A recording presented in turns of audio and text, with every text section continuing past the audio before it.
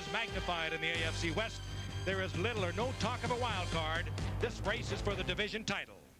And tonight, the Raiders battle the Seahawks for a share of the division lead in the Kingdome at Seattle. The Hawks usually dominate here in the Kingdome, but they have got to be thinking back to a year ago when the Raiders put on display the awesome talent and potential of Bo Jackson. For the night, 221 yards rushing, 91 coming on this sprint down the left side.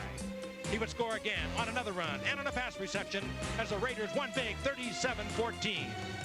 Bo is back. The Raiders are back, and they meet the Seahawks tonight on ABC's Monday Night Football.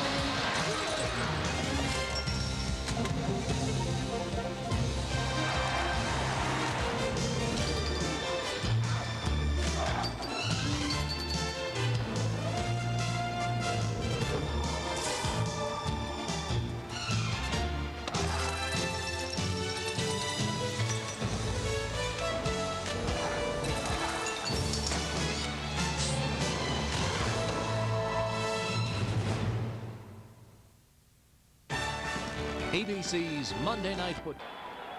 Welcome to the Kingdome in Seattle, Washington. A sellout crowd, of course, it always is sold out, and the decibel count will be rocking this arena tonight. The Los Angeles Raiders and the Seattle Seahawks. Hello again, everyone. I'm Frank Gifford. We are delighted you are with us. We think we have a very interesting matchup for you tonight. Both these teams, quite honestly, are struggling. They have all season long. They are 6-6, and coming into tonight, the Seattle Seahawks are coming off a dismal loss to Kansas City of a week ago, but they stayed alive. They thought they had to win that game because Denver lost and the Raiders lost. And, of course, the Raiders had put together 3 in a row up until the Atlanta game a week ago. They lost that in a very ugly fashion. But for the Seahawks fans, well, they can look at this one side of the coin. The Raiders have not scored a touchdown offensively with the glittering array of talent that they have in 14 quarters. That's the good news. The bad news is, Al Michaels, that they also have not allowed a touchdown by the opposition. Only 1 touchdown in 14 quarters. A strange football team. The defense has played very well. How do you figure it, Frank? This is a team with as many marquee names as any team in the NFL. 3 Heisman Trophy winners. You have Bo Jackson and Marcus Allen coming out of the backfield.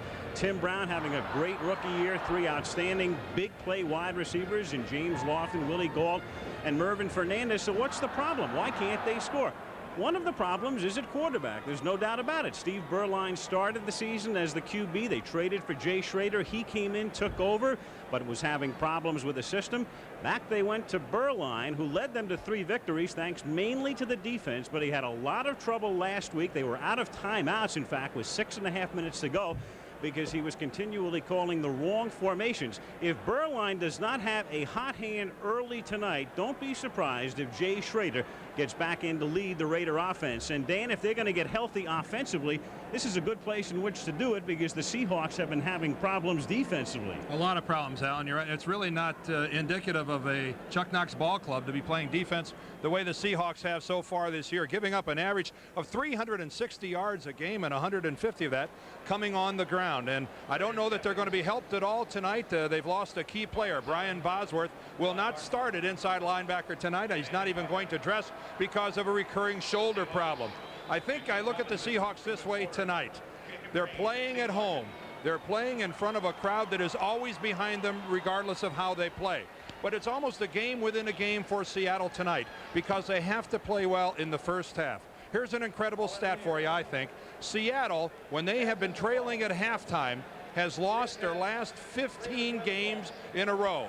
When they're losing at halftime, they don't come back to win. They've got to get off to a quick start tonight against the Los Angeles Raiders. And in the Raiders, they are facing the best Monday night team in NFL history since the inception of this pack in 1970. Are 26-5-1 on Monday night. And one of the 26 wins earlier this season, week 4, when they were down and apparently out 24-0 to Denver, and they roared from behind to win in overtime 30-27.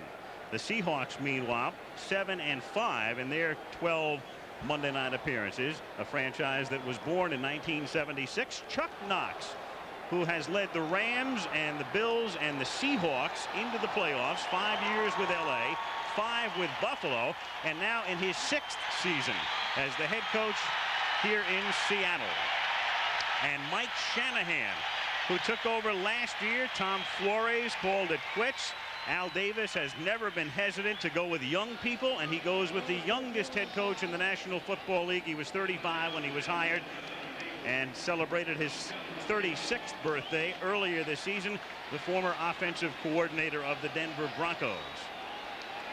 Al, we have seen some lopsided ball games so far this year, but nothing reminiscent of that first half we saw when Seattle and Denver played. I mean, when the Raiders and Denver played out in Denver. Somehow I don't think the Raiders are capable of another half of football like that. Tim Brown, the rookie who leads the league in kickoff returns, fields at the 1. And Brown, who comes in averaging 29.7 yards a return, brings it back out to the 26-yard line. They'll spot it at the 25, make it a 24-yard run back. And Steve Berline, drafted last year out of Notre Dame. He spent the entire season stashed on injured reserve.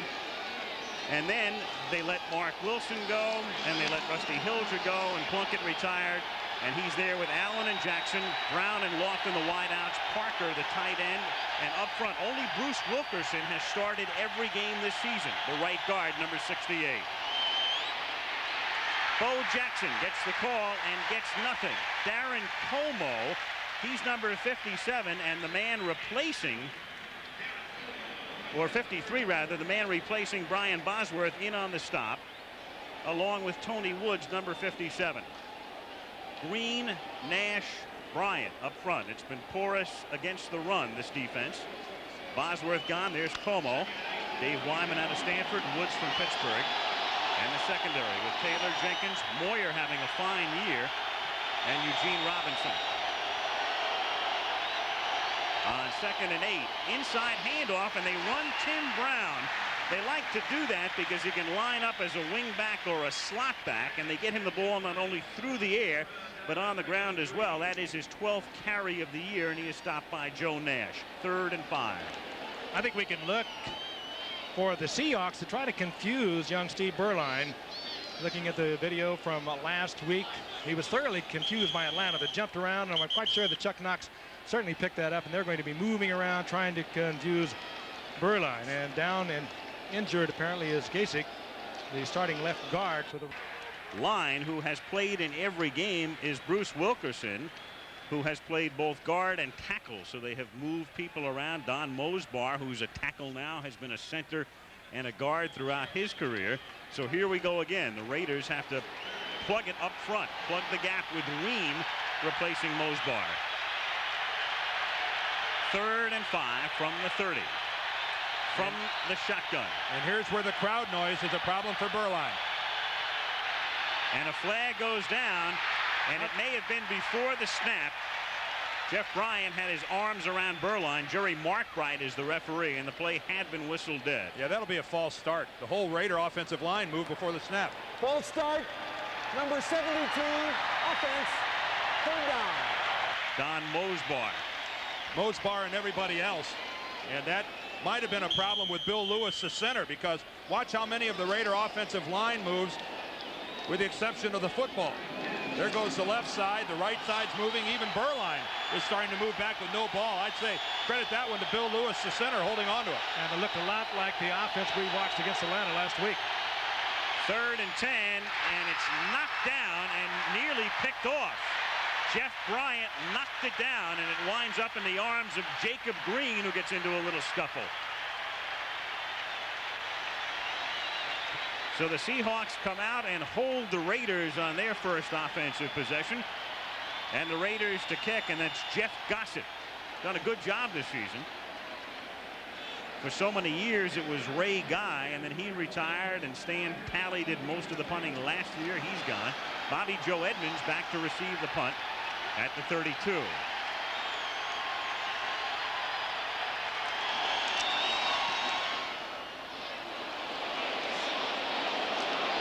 Edmonds at the 28.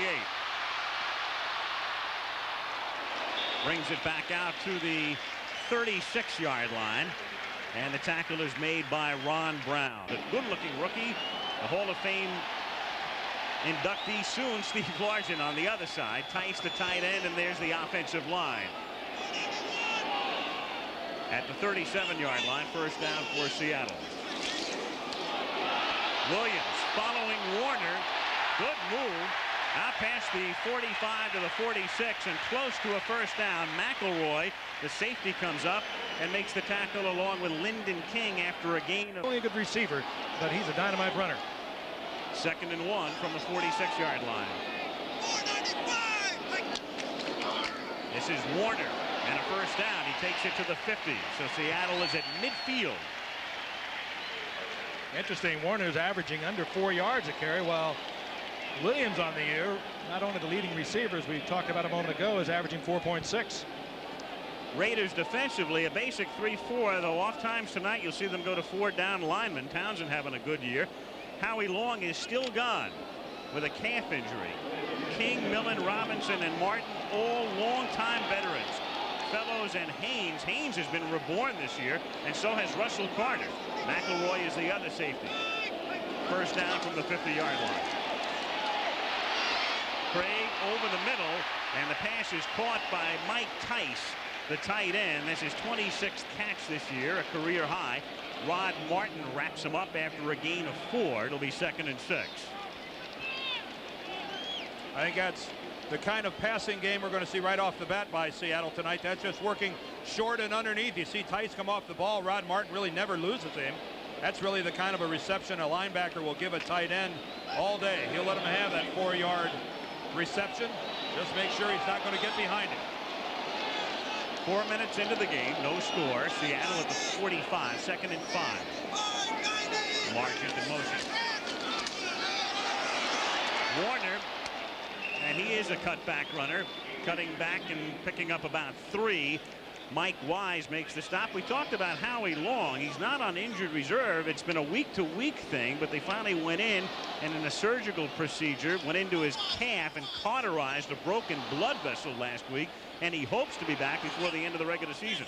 At least he's not on crutches. Last week on the sidelines out in the Coliseum, Howie was on crutches, not able to put any weight at all on that leg. So at least some progress for this many-time All-Pro, one of the most dynamic defensive linemen that's played in the last 10 years. Interesting, the Raiders staying totally in a 3-4 defense. Last week they were almost always in the 4-3. Shotgun, 3rd and a long 2. And the 3-man rush, and he dumps it off to the safety, Val Williams, for a first down. Stay alive and get it to John L. 38th catch of the season for Williams. From the 33, Williams to the outside behind Warner. And Williams picks up about 6. No force on the part of the Raiders on the outside at all at that point. And Williams was able to turn it upfield, didn't have to bring it back inside. And for a guy that big, I know we're all surprised at his qualities as a receiver out of the backfield. 2nd and 3 from the 26. Williams again for about 2. It'll be 3rd and 1. Flag is down. Bill Pickell is in on the tackle for Los Angeles. A flag right where you usually get the holding call, and we're going to get it against the Seahawks. Jerry Markwright is the referee.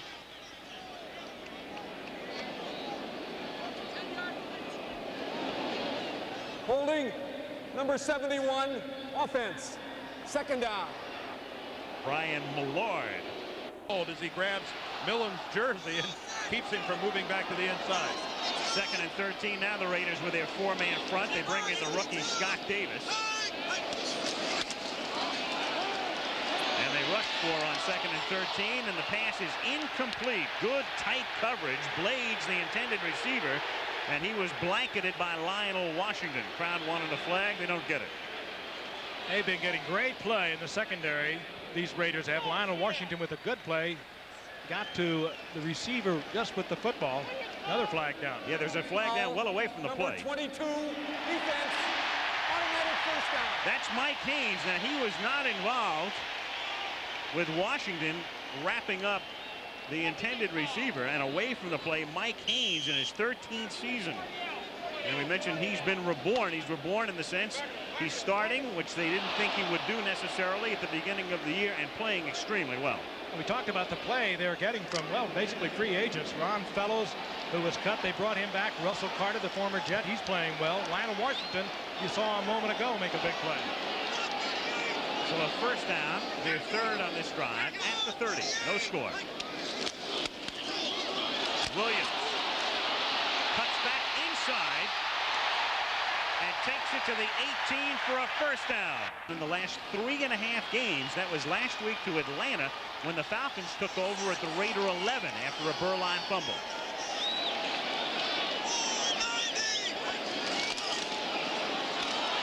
Warner. So they're really mixing it up with Williams and Warner and a couple of passes, and Matt Millen makes the stop, 2nd and 7. And you see one of the adjustments the Raiders are going to make is that time they went to a 4-man defensive line. Scott Davis, Townsend, Malcolm Taylor, Piquel all in there, and that appears to be the way they're going to combat the Seahawk running game deep in their own territory. Halfway through the first quarter, 7:25 to play in the period. No score. 2nd and 7, Seattle at the Raider 15. Williams in motion. And Craig on a quarterback draw gets wrapped up at the line of scrimmage. Bill Piquel doing a nice job this year at nose tackle. Not necessarily getting a lot of sacks or a lot of tackles, but they talk about the fact that Piquel has really anchored the middle of their 3-man line. And this is a good look, I think, at a defensive lineman honoring his lane, staying in the middle, staying home. Piquel's to the left of your screen. All the time he's combating his blocker. He's got one eye on the quarterback, and the minute Dave Craig makes his move to the line of scrimmage, Piquel reacts and gets in on the play. 3rd and 7 with 4 receivers in for Seattle out of the shotgun.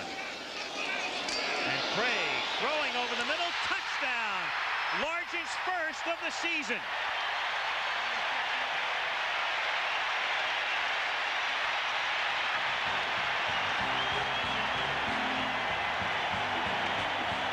Washington and Craig laid it up. The timing was perfect.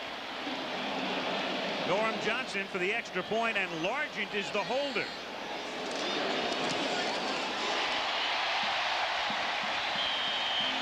Seahawks move down the field on their first possession and lead it 7-0. Lionel Washington locked up one. Dave Craig results in that Seattle touchdown. You could not have thrown that ball any better. 10 plays, 63 yards, 7-0 Seahawks. Johnson's kick, Brown has it at the 5. And the Heisman Trophy winner from Notre Dame, doing what he does so very well, brings it back to the 41, and Norm Johnson, the kicker, makes the tackle. 36-yard run back. 6:18 to go, first quarter, 7-0 Seahawks. Remember, all the way home, we wondered where did they get that left-handed quarterback? We'd never heard of Jim Zorn before. And that kid number 80. That kid number 80 just scoring the Seattle touchdown as Burline hits Lofton just short of the 50-yard line. That's a pickup of about 8 and makes it 2nd down and 2 for the Raiders with 6 minutes to play. You know, when you think of Largent, you realize that he was drafted actually by the Oilers as a 4th-round draft pick, was released, and they made a trade to the Seahawks. He came here for an 8th-round draft pick. All those records on the books already.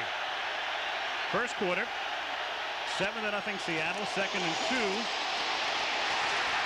And Bo Jackson picks up 1 hard yard. Paul Moyer playing extremely well this season and getting to start now because of the forced retirement of Kenny Easley due to a kidney condition. Easley had been traded to Phoenix, failed the physical, and of course was then told to retire from football because of the kidney ailment. Moyer, a totally different style than Easley, who was a leader, a big hitter, a great all-pro, and Moyer kind of roams around back there, does his thing, and he also has 6 interceptions. Doing a great job. Which is kind of unusual for the strong safety. Normally you expect a free safety to be that guy. Inside handoff on 3rd and 2. Out of the shotgun, they give it to Marcus Allen, and that's his first carry. And he gets to the 43-yard line. Marcus Allen, tough and durable. You see the cast on his left wrist. He broke that about a month ago. One of the problems, though, he has had is holding on to the ball. In each of the last 2 games, he has fumbled near the goal line. And the problem is very simple. He's not able to transfer the ball from his right hand to his left hand when he's going to get tackled. And, Frank, you know, as a ball carrier, that's a tremendous handicap. It's tough. On first down, off the fake. Burline throws and finds the open man at the 28. That's Tim Brown. Their leading receiver. That's his 33rd catch of the season. Burline came back like a pro. He got pro protection, and he drilled it into Tim Brown, who really is in a battle for Rookie of the Year honors. Good move. You drive, use your speed, work on Jenkins, make him think you're going deep, turn it inside. Plenty of yardage for the first down. When you have the kind of speed that Tim Brown has, a simple hook pattern is a lethal weapon when the cornerback has to respect that tremendous straightaway speed. Raiders at the Seattle 27-yard line. This is Jackson.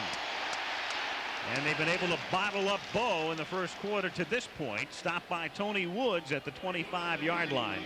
Funny thing about Jackson, last year 221 yards in that memorable game. His only 100-yard game. Forget 200. And, you know, we walked out of here that night thinking here's a guy who is establishing a new standard by which future running backs would be judged. Not yet. He was a little strange that night. I've never seen anything quite like it. We just sit here in awe as we watched it. Of course, he's had a lot of nagging injuries. A couple of pulled muscles. They've held him back. 2nd and 7. Allen flagged down to the 21-yard line. I tell you what, that flag's going to be. Tim Brown was going towards the line of scrimmage at the snap of the football. He was coming in to make a block, and he starts moving towards the line at the snap. They'll discuss the options. If Seattle wants to take the play, it'll be 3rd and about 4. Otherwise, it would be 2nd and about 12. And Chuck says bring it back. Foul. Number 81, offense. 2nd down. Timmy Brown is coming in motion. Here he is right here. Watch him start up towards the line before the snap of the football. He's going to make a block on the outside linebacker. There's a good look at it. I mean, it's nice to be eager, but he's getting after Bruce Schultz before the snap of the football, and that drew an easy flag. You can do that in the CFL, can't you? Yeah. Well, sail here. You've got to be moving parallel or away from the line of scrimmage. 2nd and 12, and there are flags again as the Seahawks came busting through, and the ball is taken by Allen to the 27-yard line. I think it's a situation where Bill Lewis, the center, snaps it early. We have an illegal snap on number 51, offense. Still 2nd down. Looks like Dave Butts' helmet. What is an illegal snap? Does he lift it up? No, did you see his body move? Yes. Did you see him twitch? That is called an illegal snap. That was an intent to draw a defensive lineman offside. You can see where he got Jeff Bryant, number 77, to go ahead and move. The center is just like any other offensive lineman. He's got to keep his body still before the snap of the football. And old Bill there had a double clutch. Not a bad idea if you can pull it off. Yeah. A lot of see it all the time. A lot of centers, you're right, get away with it. 2nd and 17 from the 34. Another flag as Burline throws behind Willie Gall. And so 3 consecutive flags now. 3:03 to go in the first quarter. Who knows what this could be.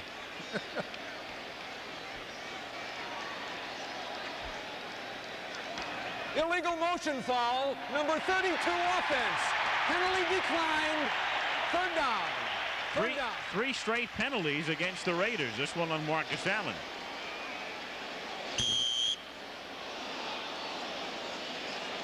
Also some miscommunication downfield even without the penalty. Willie Galt was turning in and Burline was expecting him to make a move towards the sideline. A poor series of downs here for the Raiders. 3rd and 17 out of the shotgun with 4 wide receivers, and that time Burline started to move, and the Raiders are really self-destructing on this drive. That'll be a false start against the quarterback. It's 4 consecutive penalties against the Raiders. And Burline had these kind of problems last week too. Full start, number 77, offense. 3rd down. That's Ream on the left side who had replaced Giesing.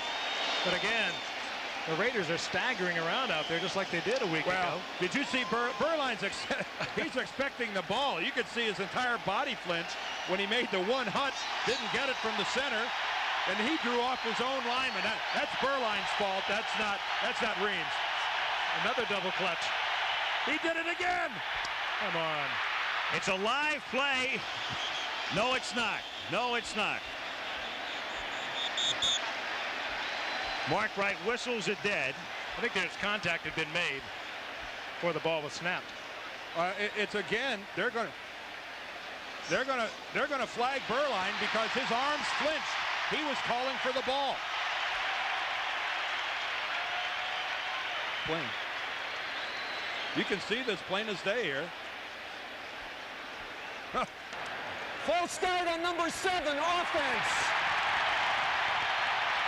You know, we talked about this last night with Stranahan, the coach. We said, in this loud arena, have you changed the way you're going to snap the football? He said, yes, we've worked on that. And if this is it, then they should still be working on it. Watch Burline's arms. Watch his arms jerk when he's clearly calling for the ball.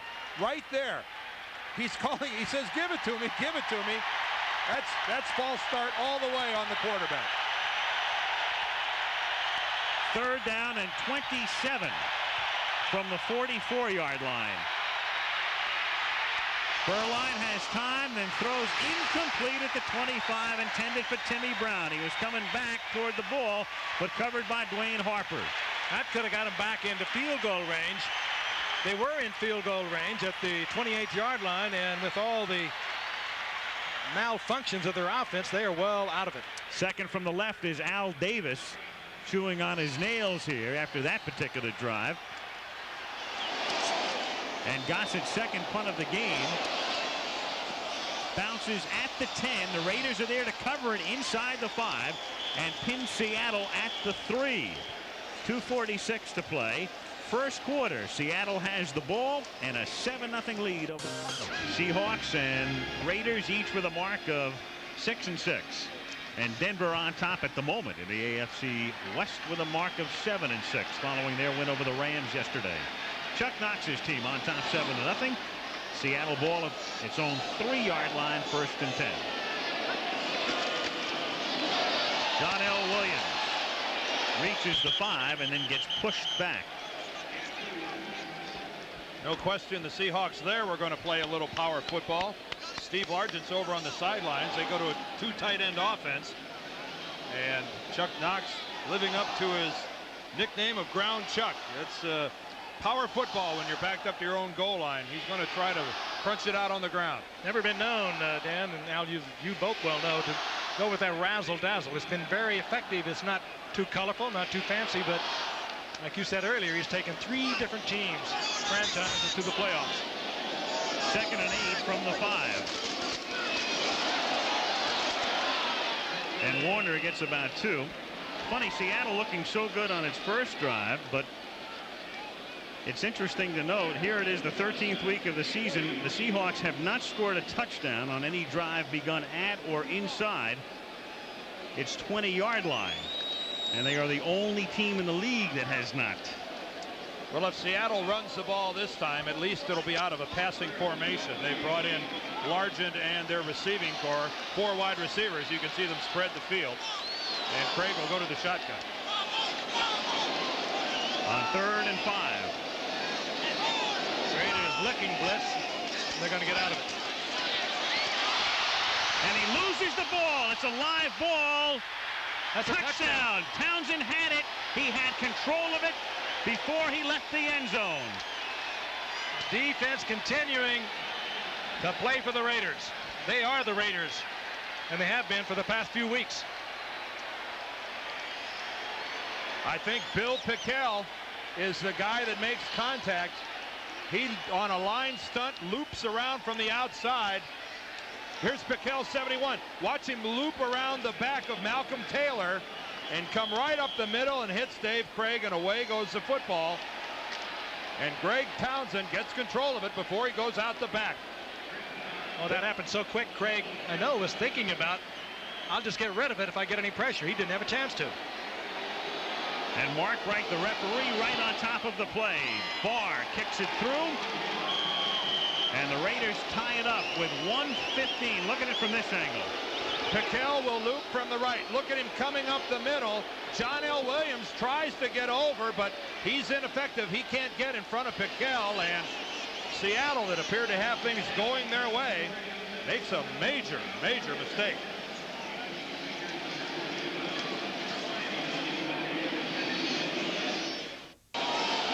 Raiders and the Seahawks tied 7-7 as Chris Barr puts it in the air. 1:13 to go in the period.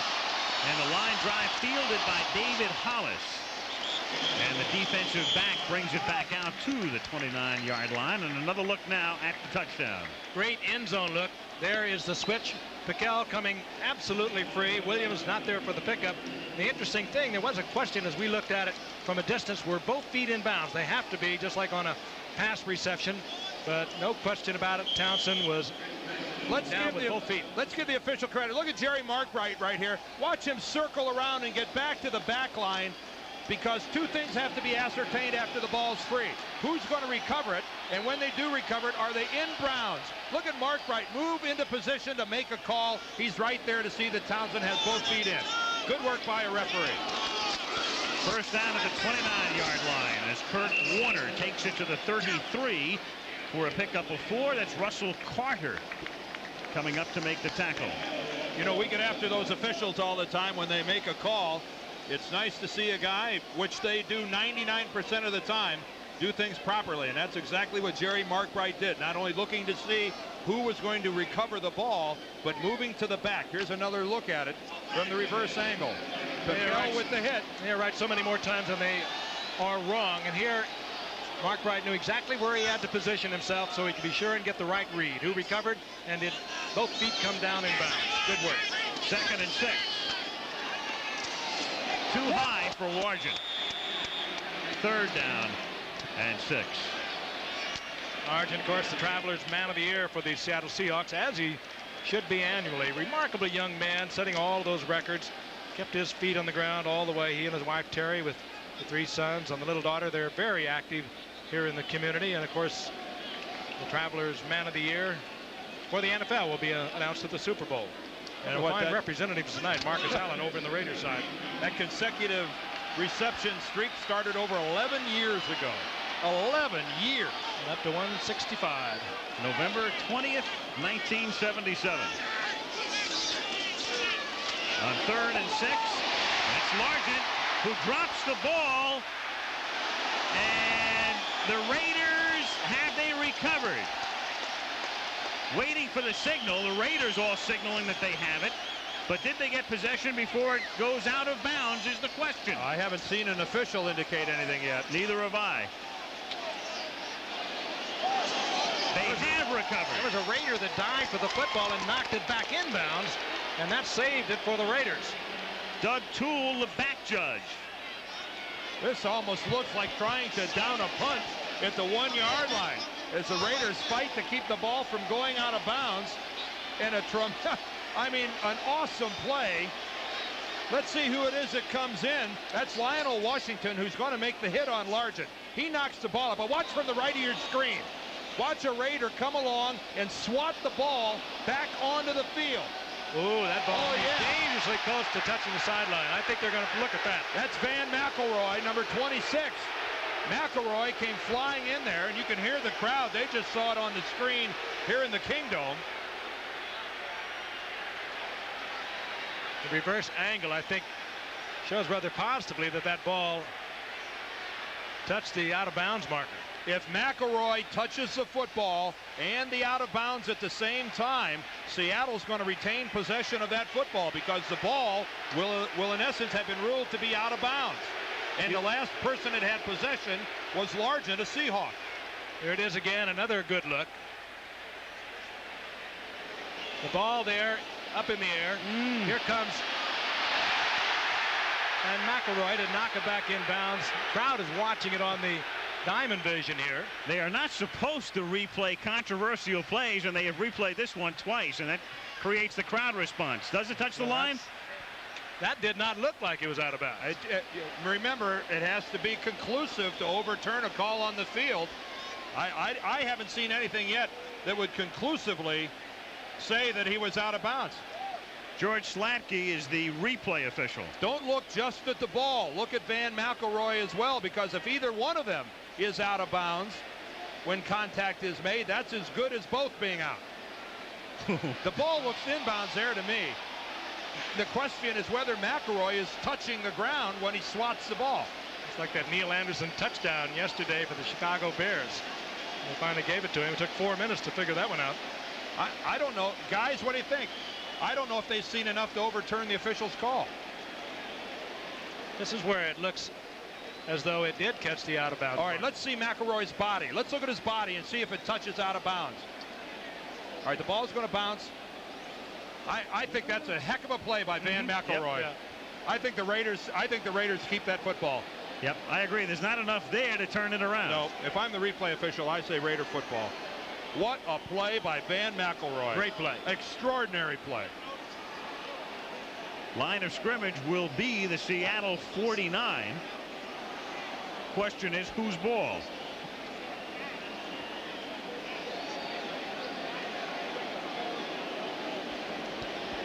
And the replay official, they're looking at two things here, as we have been. Now here's Mark Wright. I think that's the only call they could make. Seattle lost the football, and what a major league primetime play by Van McElroy. You ought to be happy, buddy. Big time. First down, Raiders at the 49 of Seattle. Crowd in an uproar, and Berline going for it all. He's got Brown open, and touchdown Timmy Brown. He beats Melvin Jenkins. Good call. You come back with the team kind of upset over the loss of the football. You let them stand around while you look at the replay. You take Brown, put him on a fly pattern, hang it up, and let him run under it. Frank, I couldn't agree with you more.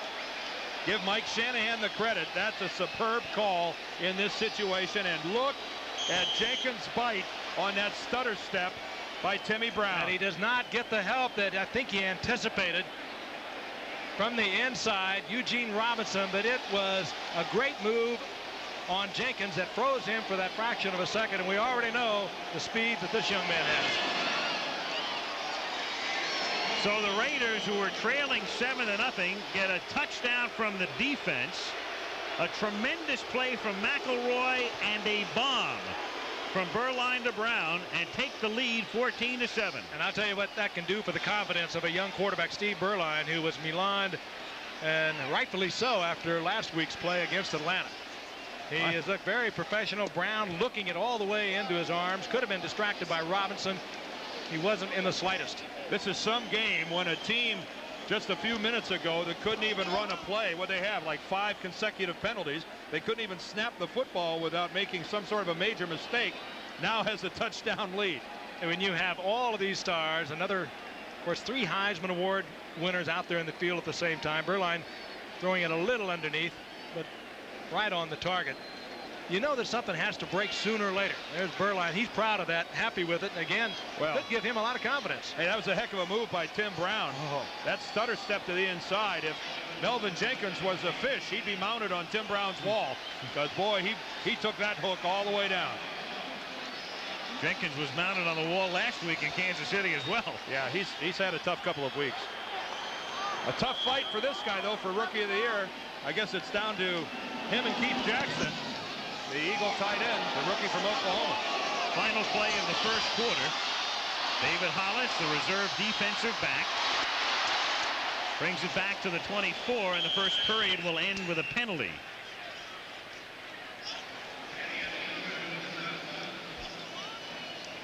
And the penalty is against Seattle, so they will start even deeper in their own territory.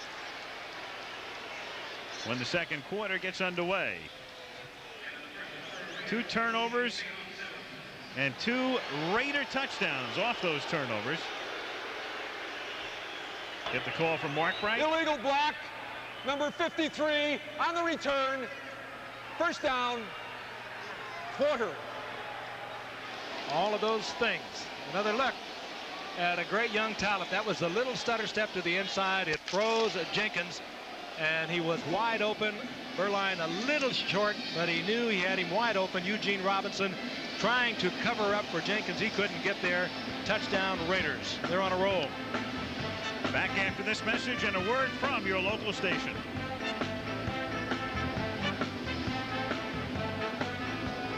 Start the second quarter in Seattle. Al Michaels, Frank Gifford, and Dan Dierdorf. Raiders leading 14-7, first and 10. Seahawks from their own 14-yard line. Dave Craig, the quarterback. John L. Williams comes to the outside and is tackled up at the 18-yard line after a pickup of about 4. We talked about Williams before. Good fullback, outstanding receiver this year, and as you can see there, 171 times he's handled the ball this year without a fumble, and in fact in his career he has fumbled only 3 times. And there it is, and you talk about a guy who is sure-handed this season. Sammy Winder, Rathman have not fumbled, but neither has carried the ball with near the frequency of John L. Williams. Second and 6 from the 18-yard line. Warner to the 23-yard line, short of the first down by a yard or so. Russell Carter making the stop. Well, Los Angeles.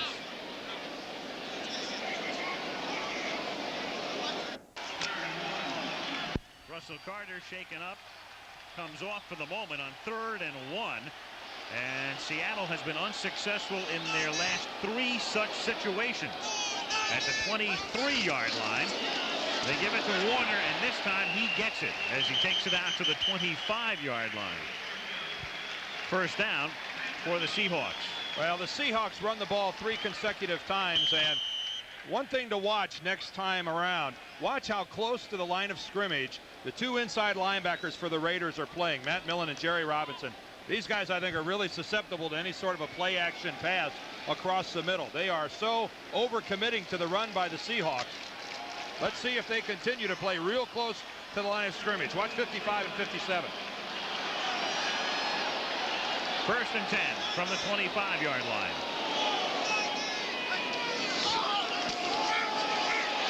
Craig throwing the bomb for Blades. Too far. He was behind Ron Fellows. The rookie out of Miami having a good season. Talking about Tim Brown and Keith Jackson, 2 outstanding rookie receivers. Keith, of course, a tight end, but Blades on the outside doing a great job for Chuck Knox. And Dan, you're right on top of that too, because they come right back with the play action, and they have been overrunning against the run as well. And Craig pays the price for having to hold on to it. Boy, did he get high load, and this is a score. If the ball is there, Blades is easily past Ron Fellows, and this is an easy touch. But watch him get the high low. Mike Wise, number 90, is going to be coming from the right, and that's Lyndon King, 52, at the bottom, coming from the left, and that's a long night for a quarterback. Second and 10. Williams off a draw. Cuts to the outside, a first down, and a lot more, and a run out of bounds at the 49-yard line by Eddie Anderson. A second and 10 draw. Kurt Warner threw a great block on Jerry Robinson to spring him. 24-yard gain. Williams can run it inside. He can take it outside. Good move to the outside. Good block on Jerry Robinson, number 57. There it is. Simple handoff. Warner steps up, gets the block on Robinson. Just enough to tie him up. Williams turns the corner, turns on the speed, and for a big man, we talked about his size, nearly 230, sprints down the sidelines before Eddie Anderson takes him out of bounds. First and 10, Seahawks at their own 48-yard line. Warner behind Williams this time. These two doing a great job blocking for each other. Jerry Robinson runs him out of bounds in Raider territory at the 47-yard line. I like the way you characterize Chuck Knox, Dan. He's the kind of football coach who'd like to go out there and fight the other coach in the middle of the field for a game. Without the huddle now, they go deep out of the shotgun, and a juggling drop by Ray Butler. Oh, that's close to interference also. Mike Haynes was back against Ray Butler, and there was a no huddle play called. That, of course, trying to keep the Raiders from changing their personnel, and we're seeing more and more of that. But this, again, close to interference. There's a veteran, Mike Haynes, number 22. Whipped. Whipped completely. The ball underthrown by Craig, who's not a good deep passer. And either great defensive play or very close to being interference. To give Haynes credit, I think he gets there at the same time the football does. This is never going to draw a flag. No. That's Beautiful. never going to draw the flag, and that's called saving your skin, because Mike Haynes was whipped by a good 4 yards. And that ball well underthrown also. On 3rd and 6. Craig at the 40-yard line, a first down to Paul Scansey, a possession-type receiver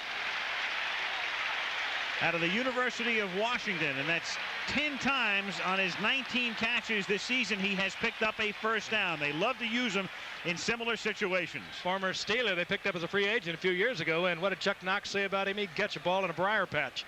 Great hands. He knew where he had to be for the first down, got the yardage just inside the 40 for a Seahawk first down. I guess it's tough to earn a reputation as a team's possession receiver when there's another guy named Steve Largent on the same offensive team.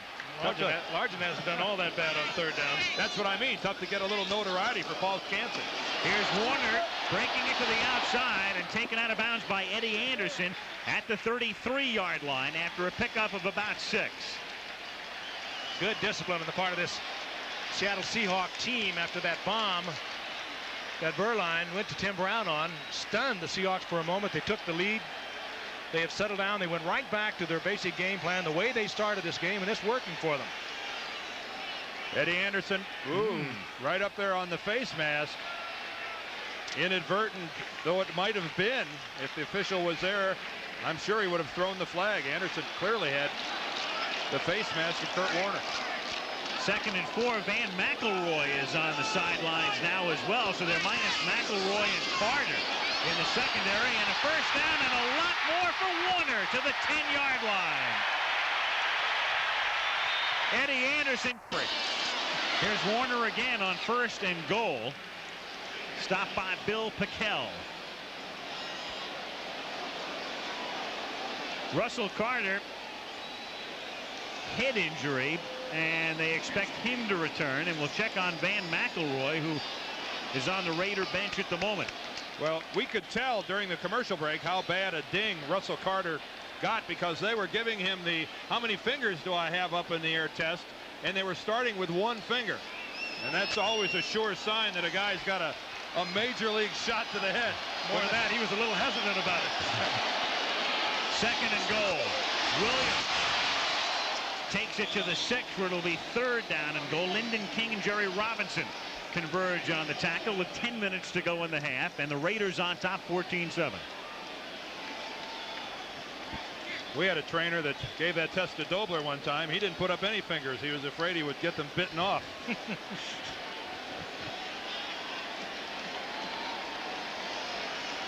Michael Shanahan.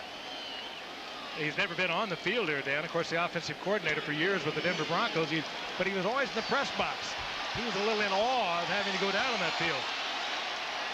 We mentioned before, Seattle without a drive of 80 or more yards. This one started at their own 14, 3rd down and goal. Scansey in motion. And a touchdown to Blades.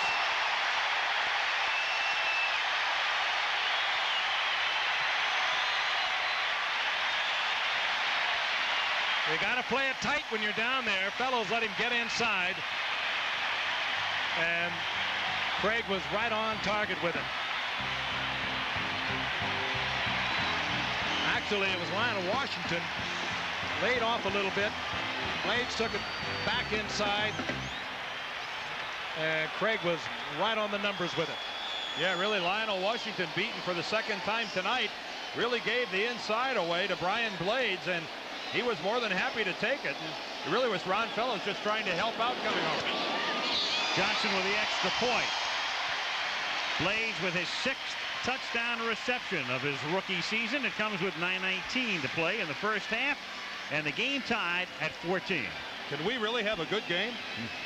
Each of the 3 teams involved controls its own destiny, is what it amounts to. It's almost down to round robin. Denver goes in and they play the Raiders next week, and then Seattle has to go back and play the Raiders on the final Sunday of the season.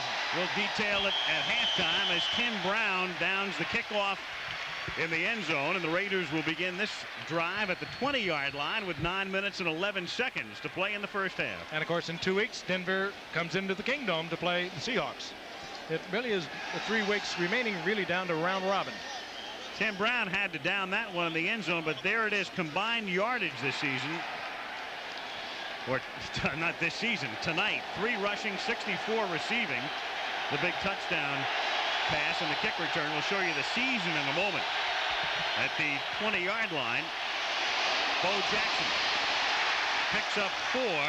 Tony Woods makes the tackle. They are really getting their money's worth out of Tim Brown, the Heisman Trophy winner and the first-round draft choice. Their first pick of the 3 they had in the first round. Glad he was in the Coliseum on Saturday. Yeah, right. We had our hands full. Combined yardage, that's rushing and receiving and returns as well, and there he is leading the league right up to the minute over Roger Craig and Herschel Walker and Eric Dickerson and John Stettler. 2nd and 6. Allen, first down, and all the way out to the 37-yard line. Rory Graves with the block that paved the way for him. Pretty cutback on the part of Marcus Allen, who again wearing that cast on the fractured left hand. He can't use that hand to carry the football, nor can he use it as a straight arm to defend himself. He never says a word about it, just quietly goes about his all-pro work. Remarkable athlete. Another guy we got to credit on that last play was Bo Jackson. He made the lead block on Bruce Schultz, put him down, sprung Allen. First down, 37. Here's Allen. Another big hole. Sidestep to the outside and all the way to the Seattle 37-yard line as Eugene Robinson rides him out of bounds. You really saw it there. Now, Allen would have switched that ball into the left hand had he been able to. He had to carry it on the inside where the ball can get hit and hit very easily by a tackler. Good move. Zipping to the outside. There's the block on Woods. Breaking now. Right here he would shift that ball to the left hand if he could. Then he would have the straight arm or the right arm. As it is, he just turns it back in, gets the most out of it. That's a remarkable effort by Marcus Allen. You know that has to still hurt. 30-yard gain. First down. Raiders at the Seahawks 33.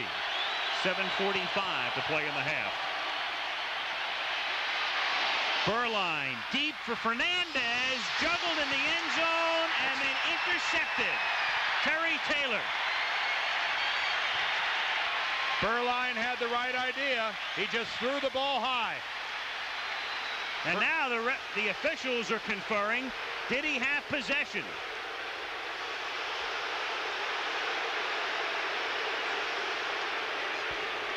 Whatever they rule, that was a great play by Taylor. They're going to rule incomplete and bring it back. Watch how Mervin Fernandez here is going to have the inside angle on Terry Taylor. If this ball is down a little bit, it's a touchdown, but it's thrown high. Now there you can see, but there goes Taylor, and his back is away to us. They're looking at it. This might be the angle that'll show it, because Terry Taylor is going to reverse and come our way. No, he never has the football. That's not an interception. That's an incomplete pass all the way. Never controlled it, but a good sprint by Taylor to stay right with Fernandez. And you're so right, had that ball been down just inches, it would have been a touchdown. After further review, the play stands. Second down.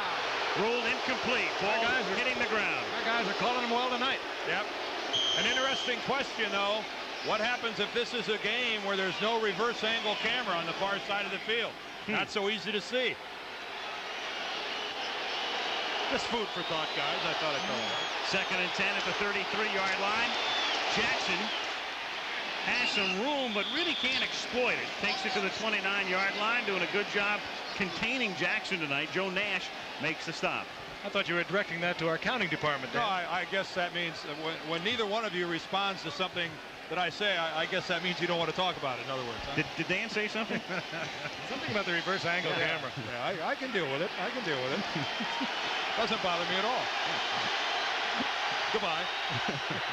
Night, Dan. 3rd and 6 at the 29.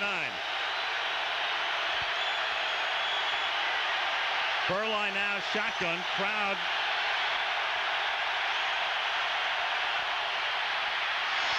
As Burline throws incomplete, intended for Brown, and winds up on his back on a blitz from Dave Wyman. Well, that's a question, I think, where Tim Brown didn't read the inside blitz. And by the time he makes his break, Burline is forced to throw the ball. You see the blitz coming up the middle. This forced Steve Burline to release it, and he's expecting his wide receiver to make a side adjustment. You see Tim Brown, number 81, there in the slot. He's working downfield. Burline has no choice but to throw it, and Brown hasn't yet made his break. 46-yard field goal attempt coming up for Chris Barr. And Barr's kick is good. 46-yard field goal with 6:45 to play in the first half, and the Raiders back on top, 17-14. First place in the AFC. You know, one of the meaningless reasons for this camera is such things as fumbles. That's really the main reason we have it. Kickoff with Bobby Joe Edmonds bringing it back out to the 32-yard line. And Seattle begins its next drive from there. Well, as the football season winds down and college basketball next April. At the 32-yard line, Steve Largent in motion. Good protection for Craig. And the catch is made by Ray Butler at the 50-yard line. Dave Craig is playing really, really well tonight. And keep in mind, this guy is only a couple weeks back from being out with a separated shoulder. He's throwing the ball well. He's being patient. He's selecting the right receiver, going to the open man. That time, Ray Butler easily in front of Ron Fellows. And just really, really good working of the field by Dave Craig. Working this field from sideline to sideline. Van McElroy back in for the Raiders, but Russell Carter is still on the bench. Warner, maybe a yard. Mike Wise, number 90, makes the tackle.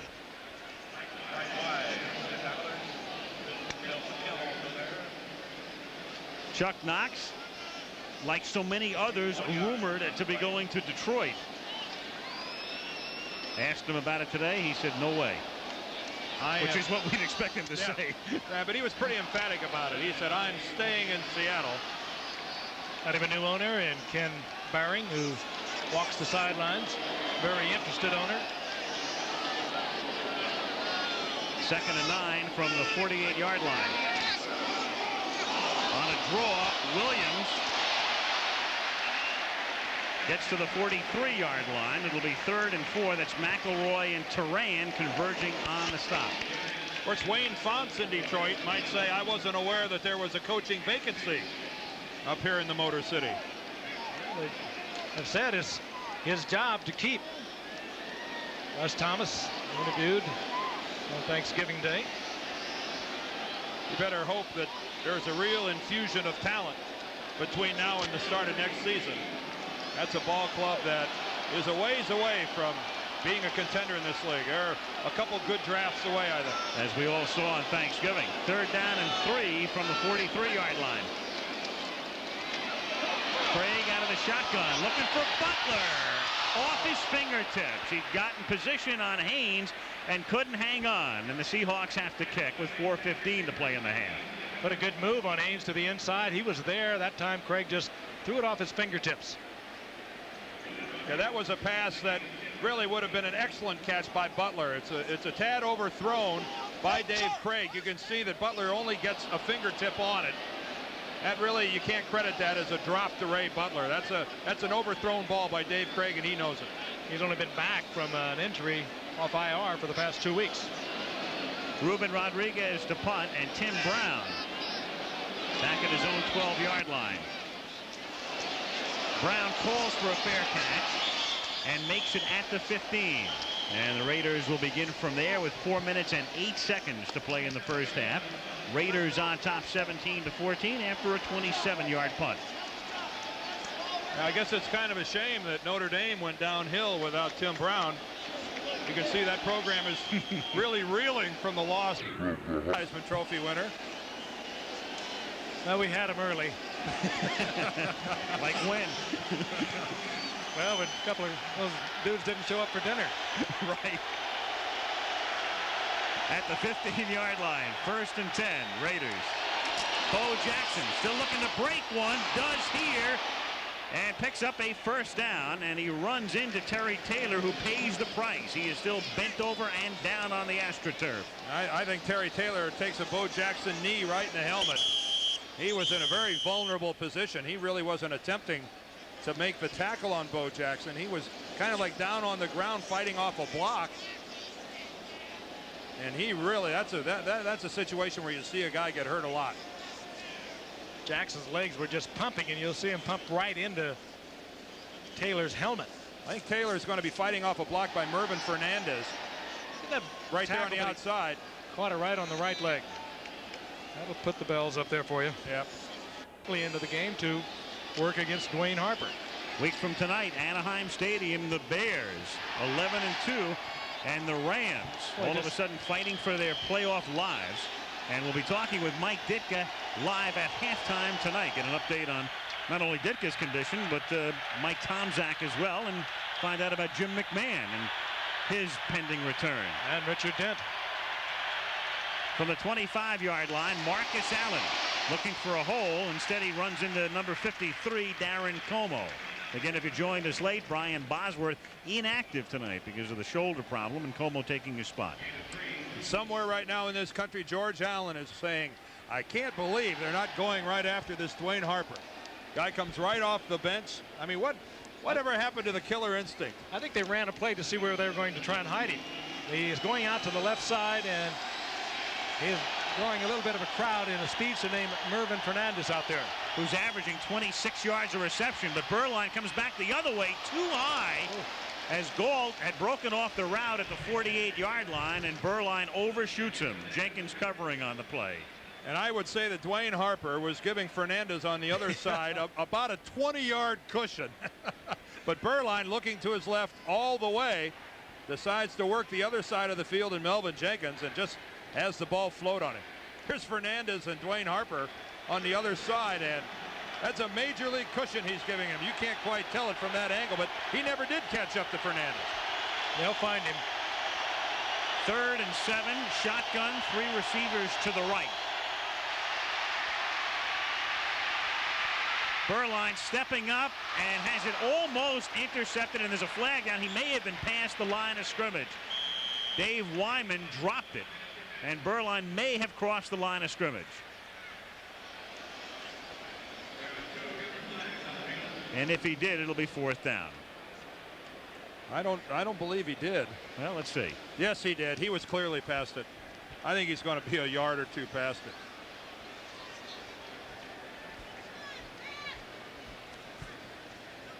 Well, no, no, he's not. He's not. This is. We have 2 defensive fouls. Offside, number 79, penalty declined. Holding, number 24, defense, automatic first down. Well, so much for our crystal ball. A dual foul this time against Seattle. And a big dual foul because it results in a first down at the 33-yard. 2:55 remaining in the half. Raiders have all of their timeouts remaining. Terry Taylor, by the way, back in the ball game defensively for Seattle. And Burline going deep for Gault, who's gotten behind the defender and can't hang on, but a flag on Jenkins. Jenkins, he's in the barrel tonight. They've been going at him all evening, and the flag flies, and they sure will get the pass interference call against Melvin Jenkins. And again, it's an underthrown ball by Burline. This was a case where Gault is is past Jenkins, and it's the underthrown ball that really causes the contact. And Pass interference. Number 24, defense. First down. You can't put both the hands up in the air and face guard the receiver. And Jenkins tries to do just that. He knows he's going to get beat here. Now watch, as Galt looks back, he'll turn around, look right at Galt, put both hands up in the air. And that you can't do. Here come the hands. I think that's a horrible call. How can you call interference against Melvin Jenkins? They didn't call face guarding, Frank. And that's a 54-yard penalty, the way it turns out, as Bo Jackson gets tripped up by Como and Moyer. Can we look at that again, Kenny? Let's look at that. Now, look at Jenkins. He had already looked back at the ball. Is there contact? Oh, I'm sorry. How can you call that interference? Well, there is a misinterpretation. I'm official right on top of it. Now, again, Jenkins goes up with both hands, not playing the ball at all. You put both of those hands up there, you just can't do it. Oh, I disagree, Frank. I think that's a tough call, boy. That's a tough call. 2nd and 10 from the 13. Berline comes back the other way, intended for the tight end Andy Parker, a seldom used receiver, and with Todd Christensen unavailable on injured reserve, they rarely go to their tight ends. 2-minute warning. 17-14 Raiders, and they're driving. 54-yard pass interference call a moment ago, and now trying to capitalize. It's 3rd down and 10 at the 13 of Seattle. They're not happy here, and I don't blame them. Berline sacked at the 28-yard line. Tony Woods comes crashing through. The ball came loose, but the ruling is going to be that Berline's down. Woods, a first-round draft pick of a year ago, gets his 3rd sack of the season. And the Seahawks don't get a whole lot of those. They only had 19 coming in, and only 2 teams in the NFL had fewer.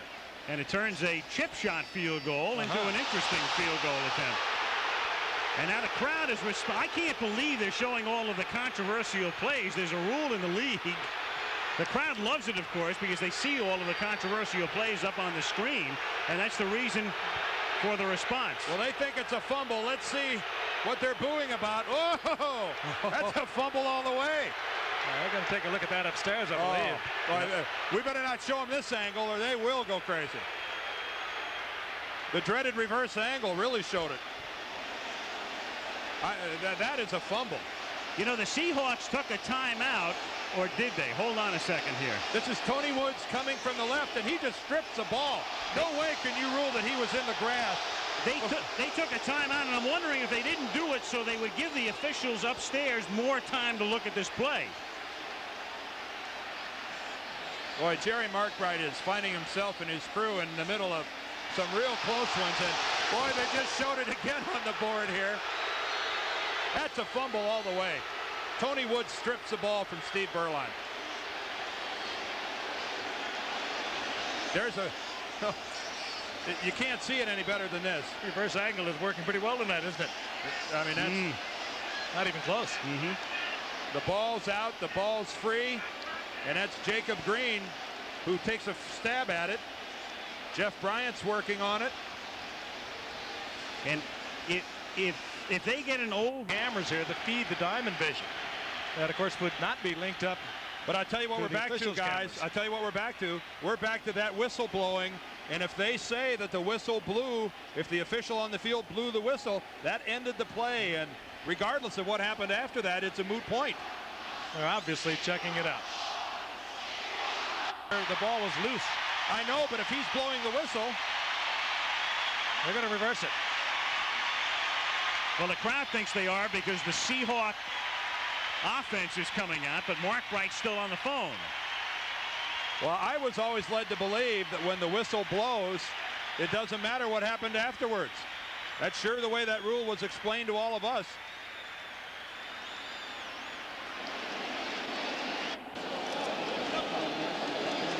Where was the ball when I blew the whistle? whistle. I don't think he knows his switch is open.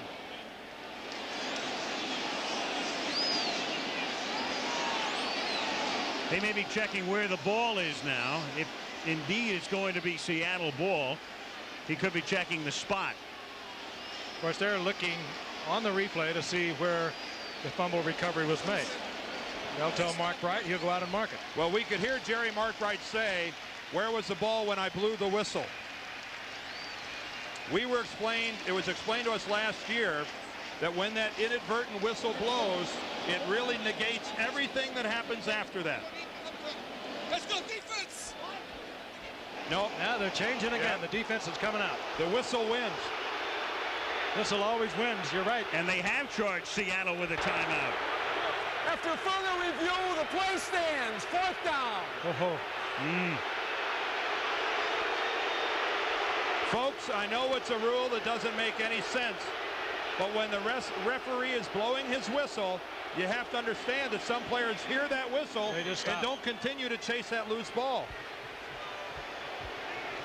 And if they are going to rule that he's in the grasp, that's a bogus rule. And that's what they have ruled, grasp and control. it's a good way to get out of it. Yeah, yeah. So now we've got a 46-yard field goal attempt after the sack. Barr made a 46-yarder earlier. And this one is just good. Just inside the upright. And so the Raiders getting a lot of breaks and capitalizing on them in the first half. 2 46-yarders by Barr. And the Raiders lead 20-14. All of that, keep in mind, following a 54 Chin with.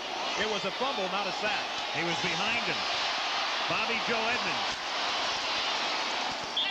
to the 23-yard line. And the explanation from the replay booth is that when Mark Bright says it's in the grasp, that precludes any reversal from upstairs. There are some things, it's funny, people think every play can be reviewed. That's not the case. This is where the official's initial ruling supersedes any further or subsequent decision from above. Obviously, there was a problem with Mark Bright reaching the replay booth to explain what he had called. He had to go over to the sidelines and use the phone. That's probably explains a lot of the delay. 1st and 10. Seattle from the 23-yard line. 1:44 to play in the first half. Craig running for a first down, taking it to the 36-yard line. They're going to go without a huddle also. This, I think, more to keep the Raiders from changing their defense than the concern for time. On first down, Craig for Williams, and he runs out of bounds. That stops the clock with 1:20 in Seattle with 3 timeouts remaining. Remember, was second with 15 consecutive losses. The New York Jets lead the league by 1. They've got 16 consecutive games where they've lost, trailing at halftime. On 2nd and 1.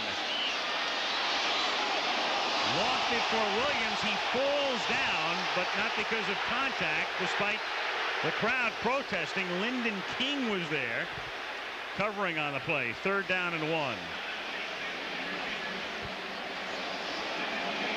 That's exactly what they're doing, and hammer out the first down.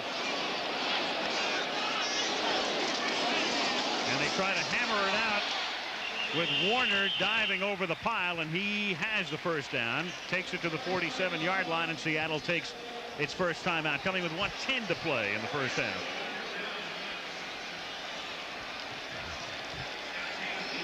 Raiders on top 20-14, coming up at half in the playoff hunt. Hey, Atlanta's one of the hottest teams in the league. At the 47-yard line, first down Seattle from the shotgun.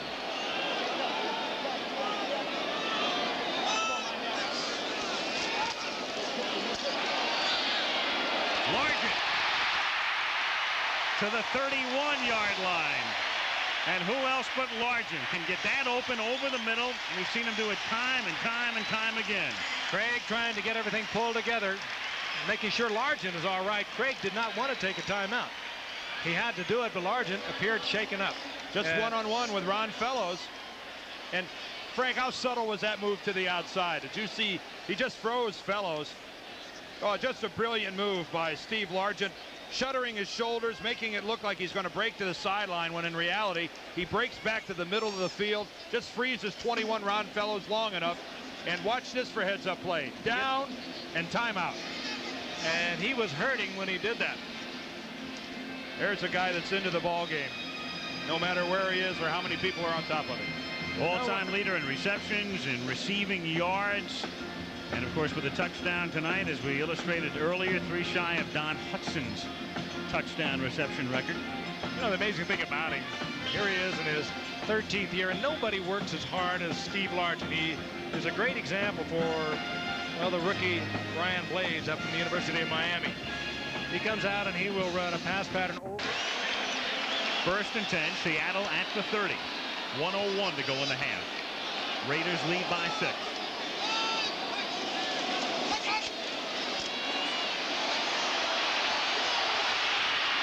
Craig, who else? Largent. How in the world does he get open? Anderson makes the tackle. I'll tell you how he gets open. He gets open because Dave Craig probably took 7 seconds to throw the football. Yeah, but he knows too, when Craig gets in trouble, he's going to give Craig a good angle to hit him with. Back wide. Craig throwing to the end zone. Touchdown. What a great drive. Scansey. What a great drive. Then you come to the clutch man with the glue on the fingers.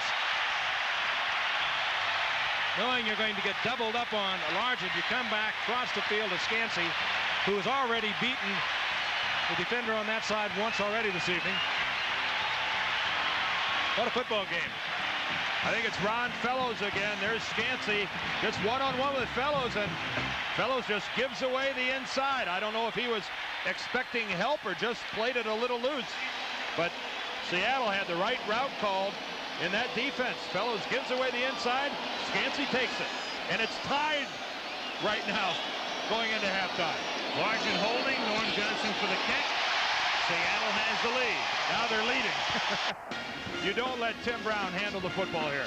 I don't know what you do with it, but you don't get it to him. Brown's averaging 29.7 yards a return. Best in the league. He won't see this one. No, if Norm Johnson here arches a nice high kick to Tim Brown, Chuck Knox may meet him at the 40-yard line with a forearm shiver. Realize his bridge work. Well, so much for that theory. Brown's going to get it on a hop at the 2. That's the reason. At the 25. That's the reason. Only Jenkins can stop him. You better leave town, Norm. Would we lie to you? Norm, baby, you better leave. I'm sure he got permission to kick away. I don't think he intended that. He wanted to power kick that football, and it took a bad bounce and bounced right to Tim Brown. Whoa. And Norm Johnson right now is looking for a trapdoor. He's looking for some place to go hide, and what a play by Tim Brown. You talk about Mr. Clutch, and he runs it. The only way you can be a top kickoff return man is full blown. When you see a gap, you kick it into the best gear you got. And Tim Brown puts on the speed. Jenkins is in pursuit. He finally catches up with him, but not until they get inside the 5-yard line. Bo Jackson looking for the end zone. Flags all over the place.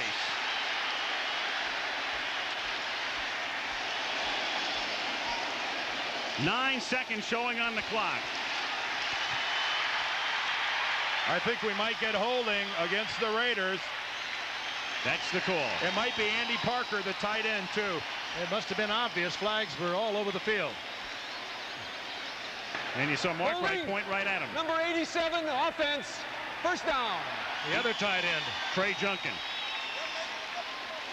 Now the Raiders have a very interesting choice. 9 seconds. First and goal at the 13-yard line. Well, Trey Junkin was the motion man. Andy Parker was the tight end at the point of attack.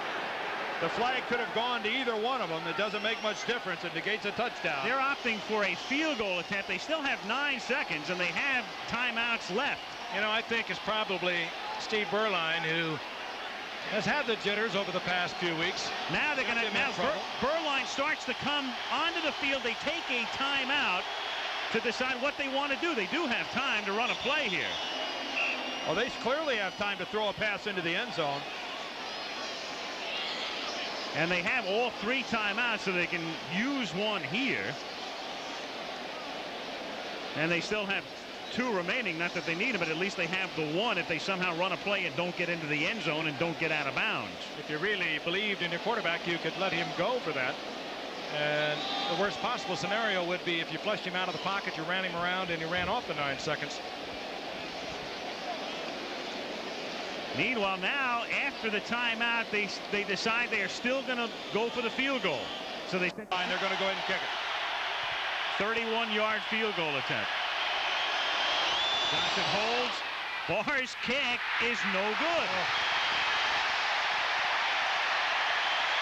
Tim Brown ought to meet Barr.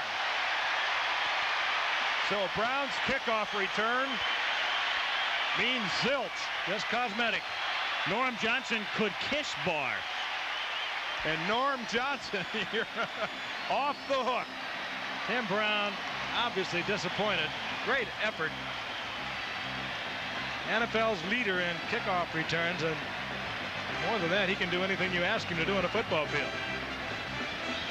Didn't mean a whole lot, but it's worth looking at. Saving a touchdown, and the Raiders don't get any.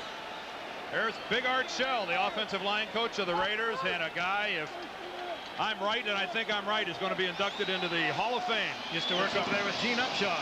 Well, he's due. I think he'll be in Canton this summer. Second half begins. Kick fielded by David Hollis.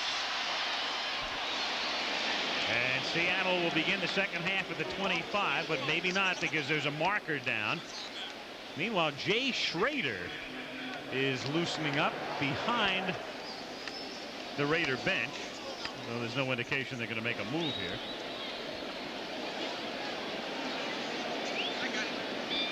Penalty will be assessed against the Seahawks on the run back. Jerry Markbright. Holding number 52 on the run back. Boy, they have a few things to talk about. You can imagine the greeting they got. We were in commercial when the officials came back on the field. 1st and 10 at the 15-yard line.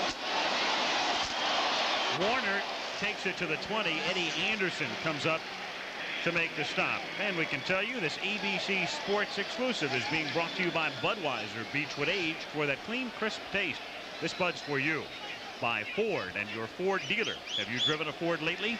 And by Citizen. No other watch expresses time as beautifully.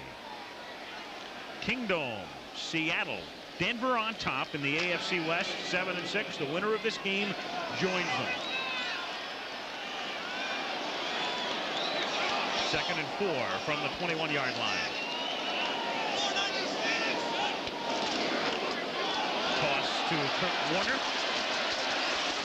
Trying to get the first down, but he's short by a yard or less.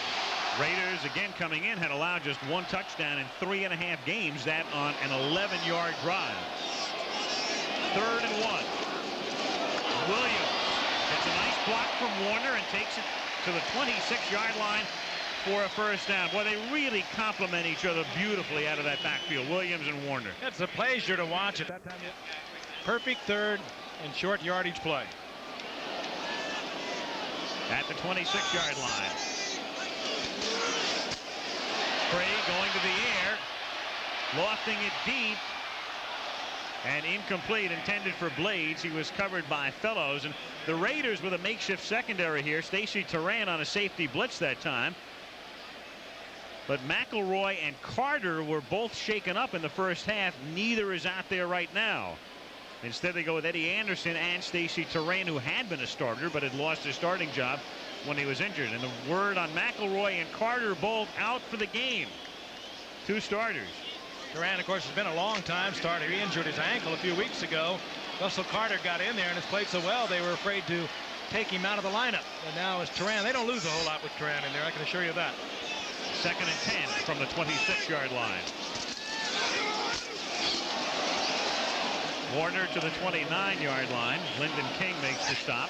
Another fellow they're missing, Terry McDaniel, one of their #1 draft choices, who had won a starting job as a rookie, broke his leg early in the season, but he's about a week or 2 from coming back from injured reserve. I can't hear Van McElroy's name, though, without thinking back to the play he made in the first half, keeping the ball alive on the sidelines, knocking it back in bounds. That's truly one of the best plays I've seen this year. And leading to a Raider touchdown.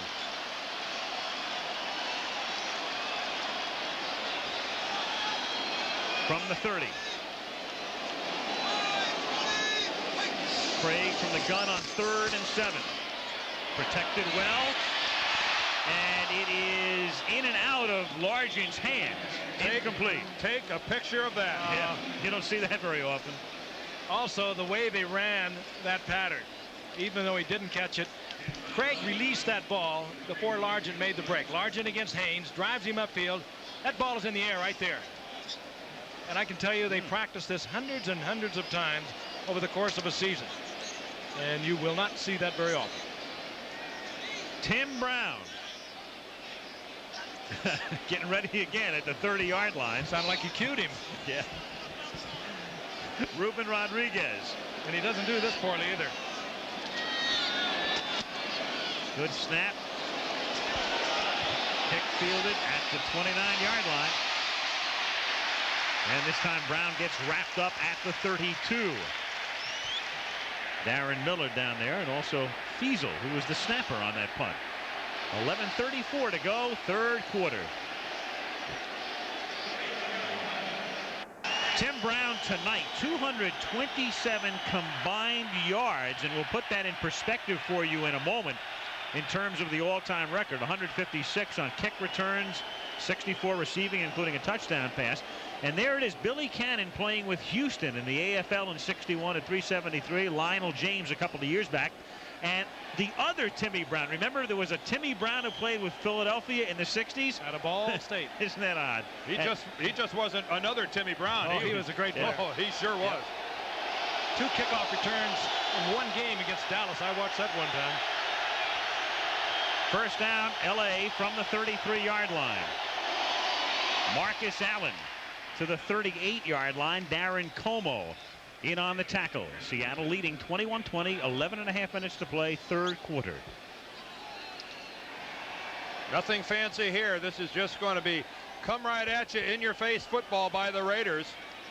Mosbard, Giesick, Andy Parker, the tight end, screening off Woods, and Marcus Allen just has to go over the top, but pretty effective at the point attack. They'll take 5 yards on first down anytime. 2nd and 5 from the 38. And Burline off the fingertips of Marcus Allen. And again, they love to use Allen as a receiver, but less now because of that cast. And almost as, again, I think that cast has got to handicap Marcus Allen to some degree. Here he goes, getting around Schultz. Schultz trying to stay right with him. The ball thrown just maybe a little long, but he could do nothing with the left hand whatsoever. Dwayne Harper there to put the pop on Marcus Allen. Got to be tough. We're playing the game almost one-handed. Shotgun, 3rd down, 5 at the 38-yard line. And Burline off the fingertips at the 43-yard line of the intended receiver. Timmy Brown hit by Vernon Dean. And Brown slow and getting up. You know, as we watch these patterns being run, Brown there, Marcus Allen out of the backfield, you have to realize how many receptions. And they're doing it. Tim Brown over the middle. They're using Marcus Allen out of the backfield. Gossett, good deep kick, fielded at the 17-yard line by Bobby Joe Edmonds and tackled immediately by Stephon Adams. 10:42 to play in the 3rd quarter. 21-20 Seattle. Todd Christensen on injured reserve, knee and calf injuries, and should be back in a couple of weeks. Caught 47 balls last year and 95 2 years ago. And he's standing there talking to Jay Schrader, and if Steve Burline doesn't start throwing the football a little better, I wouldn't be surprised to see Schrader later in this second half. Burline has really been off target. Seattle at the 18. 1st and 10. Craig going to work. And he hits Tice, the tight end. And he takes it out to the 24-yard line. He's tackled there by Lyndon King. Talk about experience as far as the linebackers are concerned. King is in his 11th year. Less of it here tonight, but they're getting a little long in the tooth of linebacker. I'll guarantee you they've got rocking chairs in their meeting room. 2nd and 4 at the 24-yard line.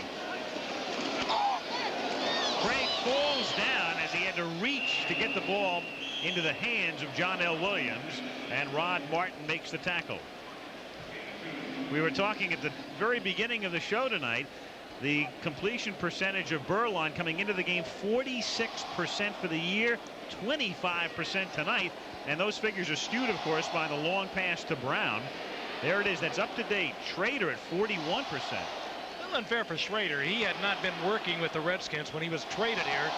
They traded him the opening week of the season. They threw him into the lineup, and he did not know the offense. He physically wasn't sound, and they think that he is ready to go. He's worked well in practice, and we still could see him tonight. 3rd and 2 out of the shotgun from the 26-yard line. And Scansey, who caught the touchdown pass that gave Seattle the lead, has a first down here at the 29-yard line. Knew exactly where he had to be. They had to get to the 28. He goes to the 29. Seahawks lead 21-20, 1st and 10 at the 30. Tice in motion. Fake to Williams. And open is Warner, and he drops the ball. He'd gotten behind Rod Martin and simply drops it. I mean, you knew it was coming sooner or later on first down. The Seattle Seahawks almost all night, every time on first down, have been slamming the ball up in there. You set that one play up all night long, and then it doesn't work. 2nd and 10 at the 30. Tice can't make the one-handed catch, and it will be 3rd down and 10. Lionel Washington covering on the play. And with a 45. Brother of John Tice of the New Orleans Saints. It's more like a power forward in the NBA. 4 receivers. Out of the gun on 3rd and 10. And deep for Butler. And he can't make the catch at the 30-yard line. He had it for the moment. He'd gotten a step on Washington and couldn't hold on. Beautifully thrown once again by Craig, who is exhibiting a great touch here tonight. And they tried the switch in the line. They got the touchdown by Townsend earlier, but here again is Butler down the sidelines. He is there. That ball was almost caught by Craig. Really good coverage by Lionel Washington. I mean, he can only be beaten by a perfect throw, and that's exactly what Dave Craig delivers. And we have seen some sloppy receiving by the Seahawks here in this drive. Rodriguez to kick, Brown to receive. Low kick. Brown at the 35, slips by Jenkins, and then runs into his own man at the 42-yard line.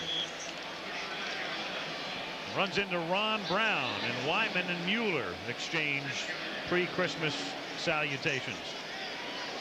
Again, Butler wide open. Have the ball at their own 42-yard line, 1st and 10. Seattle leading 21-20. Bo Jackson to the outside.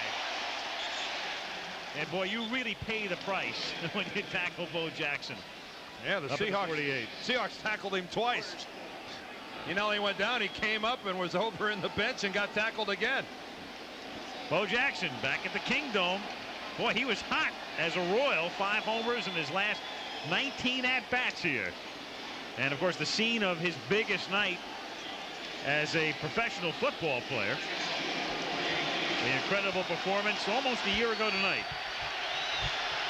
And by far his best outing ever in a Raider uniform. 2nd down 4 from the 48. Jackson again.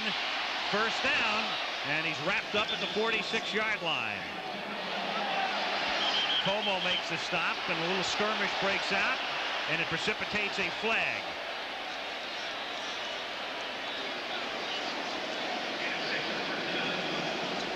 Lofton and Mosbar and Harper among those involved in the middle of it. I think it was Lofton and Harper that were the initial combatants. Lofton coming in just a little late on Dwayne Harper. Necessary roughness, number 80, offense. They're going to hit each other again even after that. Penalty from the dead ball spot. It'll be second down. When have you last seen an unnecessary roughness called against a wide receiver? Not known to be overly aggressive and attack-oriented. There's one shot. There's another shot. It probably has been going on all night. Well, normally what you see are offsetting penalties because if the officials miss the initial contact, then they see the two guys each reaching for the other's face mask, and it's normally offsetting, but he makes the correct call here. Only in Greco-Roman wrestling is the aggressor rewarded. Wait a minute. And in amateur boxing, ostensibly. You're getting dangerous. I have to get you a clicker. He kept it up. Yeah, but we need a new name for it. A what? A player's clicker. Second and 12. And the Raiders having trouble getting the play off with the crowd. That's it. Three silhouettes on the shade. Second and 18 from the 34.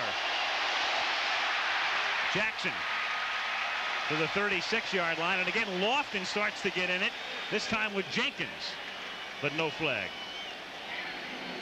James Lofton getting a little feisty here during the course of this game. You've been around 11 years. You know, you usually try to stay out of these sorts of things if you're a wide receiver. This is Terry Taylor. They have a few words. That's Melvin Jenkins, I believe, 24. Boy, are they at each other's throat. That was a good job that time. Go by James Lofton. Really an effective block. Third and 16 from the shotgun. Four receivers out into the pattern. And Gould can't make the catch at the 46-yard line. That was a poorly thrown ball by Berline. That was a good. Pat Berline on the backside when he came off the field. Fair catch by Bobby Joe Edmonds at the 28-yard line. Seattle has the ball. 6:06 to go in the third quarter. And we also have a penalty marker down at the 38-yard line. Ineligible man downfield. Go third quarter in Seattle, where the Seahawks lead the Raiders by a point. Seattle with the ball at its own 28-yard line. They lead by one. 6 minutes to play in the third quarter.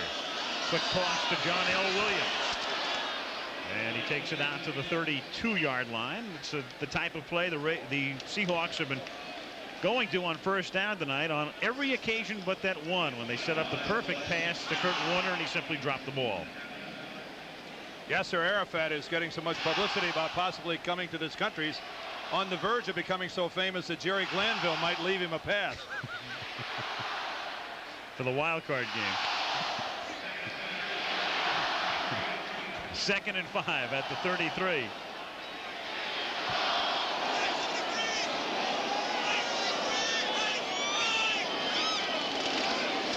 Warner. And it's going to be third and a yard or two as Bill Pickel, number 71, makes the tackle. Silently doing a good job as always this season in his 6th year out of Rutgers. Precipitated one of the Raiders' touchdowns when the Greg Townsend was able to fall on in the end zone. That's right, running that line stunt where he came up through the middle. I guess the question now is, when Dave Craig goes to the air the next time he chooses to pass, is someone in a blue jersey going to hold on to the football? And he figures to choose to pass here out of the shotgun on third down and a short 2. And he sends Williams in motion. And he throws for Williams. It's intercepted at the 41-yard line by Reggie McKenzie. Inside the 30, and McKenzie takes it to the 17-yard line. And it's really Steve Largent that has to come back and maybe save a touchdown. Bad pass by Craig. He has had the touch all night long. This time he tried to loft it over McKenzie, and McKenzie did not even have a difficult time getting it. Then he turns into a running back. Here's Craig again back. Now trying to just touch it, get lofted over the outstretched arms of McKenzie. No chance. Look at this footwork. Look at him stay on his feet. Running back. But here comes Steve Largent hustling back into the play. Mike Wilson over there as well.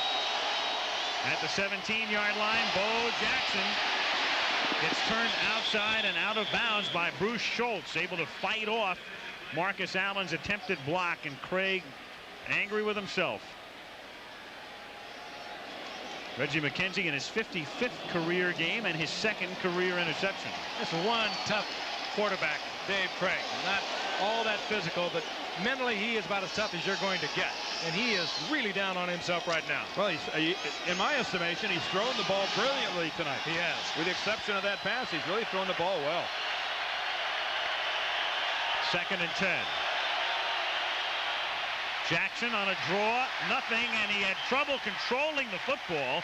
May have come loose for the moment, but he falls on top of it, and the tackle is credited to Bruce Schultz. Again, it looked like Berline and Bo Jackson have trouble making a connection. Look how far away Berline is trying to get him the football. One of those two people was in the wrong position because the quarterback should never have to reach that far to make a handoff. That's why Jackson had trouble controlling the ball. Jackson comes out in this passing situation. 3rd down and 13. Brown and Fernandez come to the left, and Goff goes to the right.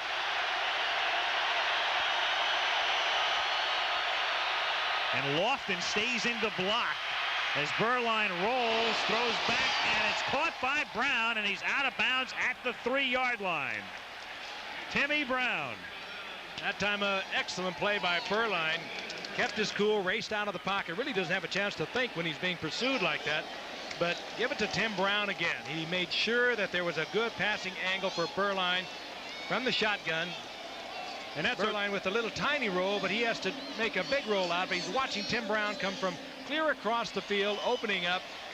Another fine effort by Tim Brown as Berline gets popped at the end of it. And I think that's a design rollout all the way. This is strictly a one-man pattern with Timmy Brown, and look at Steve Berline take that shot at the very end. From Nesby Glasgow. Meanwhile, here's Smith through the middle for a touchdown. Steve Smith carries the ball for the first time tonight, and it's into the end zone. And he is Mr. Monday Night for the Raiders. The last time we had the Raiders, he caught those 2 screen passes from Schrader to lead the comeback against Denver. And that's what Dave Craig was shaking his head about on the sidelines. That interception setting up the go-ahead touchdown for the Raiders. Huge gaping hole for Smith. Steve Wright, one of the Raider offensive linemen, right at the point of attack with a big block. Number 66. And Smith just relatively easily finds the end zone. Barr for the extra point. And so Craig's interception comes back to haunt him. Raiders take advantage and put up the first points of the 2nd half. From the fullback position out of the eye. But again, you have to go back and credit the touchdown to the rollout by Berline and the pass to Timmy Brown. A designed rollout all the way, and Tim Brown, the intended receiver, on a crossing pattern. When it's executed properly by the offense, almost impossible to stop. I tell you, more and more you look at Timmy Brown and say, is there anything he can't do? We watched him run the football tonight. We watched him as a receiver. We watched him take a kickoff almost all the way back. And doesn't this game of football always seem to boil down to this graphic? Turnovers equal points. And tonight they've equaled 21 of the Raiders' 27. Steve Smith, 1 carry, 8 touchdowns.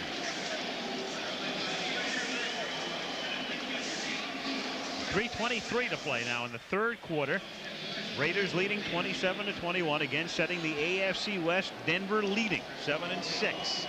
Winner of this game joins Denver. Loser falls a game back with 3 to go. Next week the Raiders take on Denver. Seattle goes to New England. Barr's kick fielded at the 6-yard line. Bobby Joe Edmonds taken down at the 40-yard line. The tackle made by Stephon Adams. We talked a lot about Timmy Brown, but Bobby Joe Edmonds has gone to the Pro Bowl as a return man himself. He is just kind of taking the back seat to the remarkable Timmy Brown tonight. Pops a big one, however, and gets Seattle in good field position. 1st and 10. Seahawks at the 40-yard line. Craig deep for Blades. Makes the catch at the 20.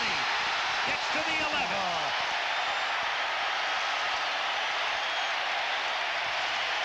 Another perfect shot by Craig.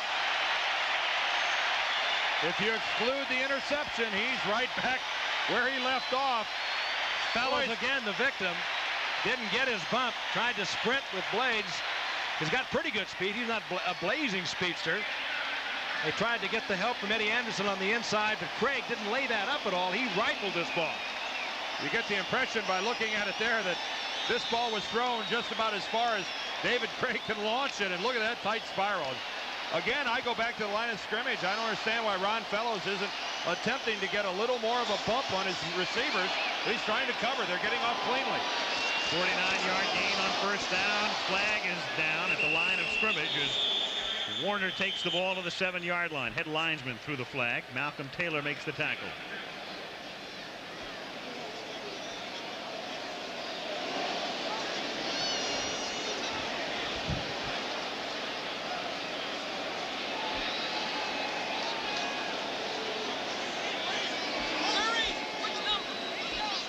Illegal motion, number 89, offense.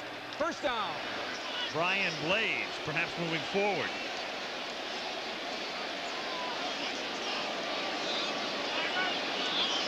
Well, he's entitled. 49-yard gain followed by a 5-yard penalty. Keep in mind, whenever the Seahawks really wanted to get something happening, they worked over in the right side, working against Fellows, and they line up both wide receivers over there at the moment. On first and 15, Largent in motion. And Craig for Butler. Picked off. Lionel Washington.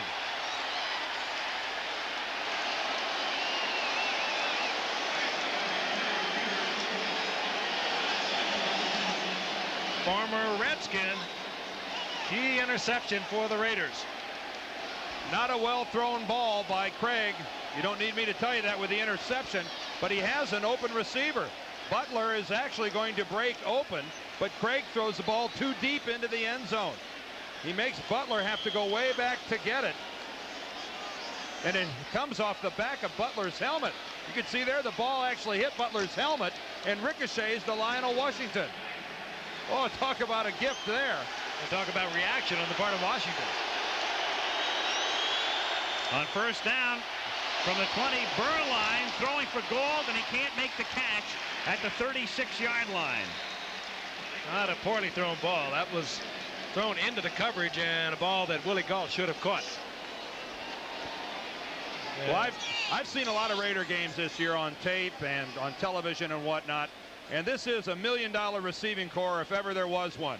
But I've got to say this, that Gault and Lofton and Fernandez have had a lot of dropped balls this year. They have not given their quarterback a lot of help. I talked to Al Davis about it. I talked to Mike Shanahan about it, and it has been a recurring problem for the Raiders.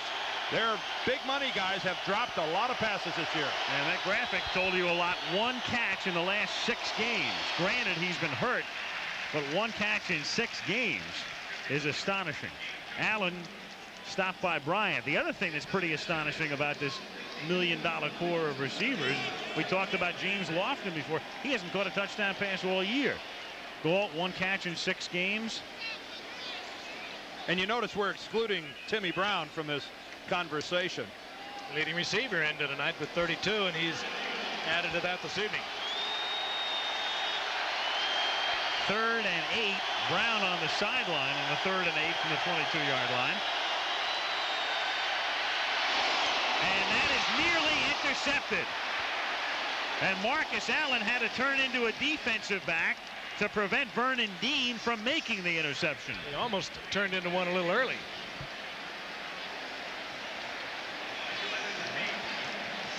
What a poor pass from Steve Burline. Well, Vernon Dean certainly was open, and Burline certainly hit him. He just had the wrong color jersey on him. I mean, that's... And Marcus Allen did save it. Actually, it looked like Dean overran the ball a little bit. Something that never shows up in the stats, but a big play by Allen. There's a flag down. Edmonds fields at the 30. Back to the 38, and the penalty marker at the line of scrimmage. Usually get the ineligible man downfield with those flags. That is the preliminary indication from the head linesman. Confirmed by Mark Bright. Seahawks have the option now. Should the Raiders kick again? Do they want the football at the 38? That's what it amounts to.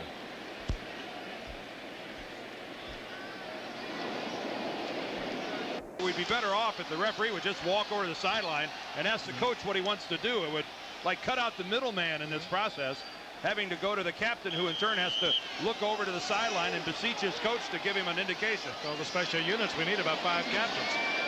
Bureaucracy at work. 38-yard line. Warner, hold. Anderson rides him out at the 35-yard line. Mike Wilson's block paved it.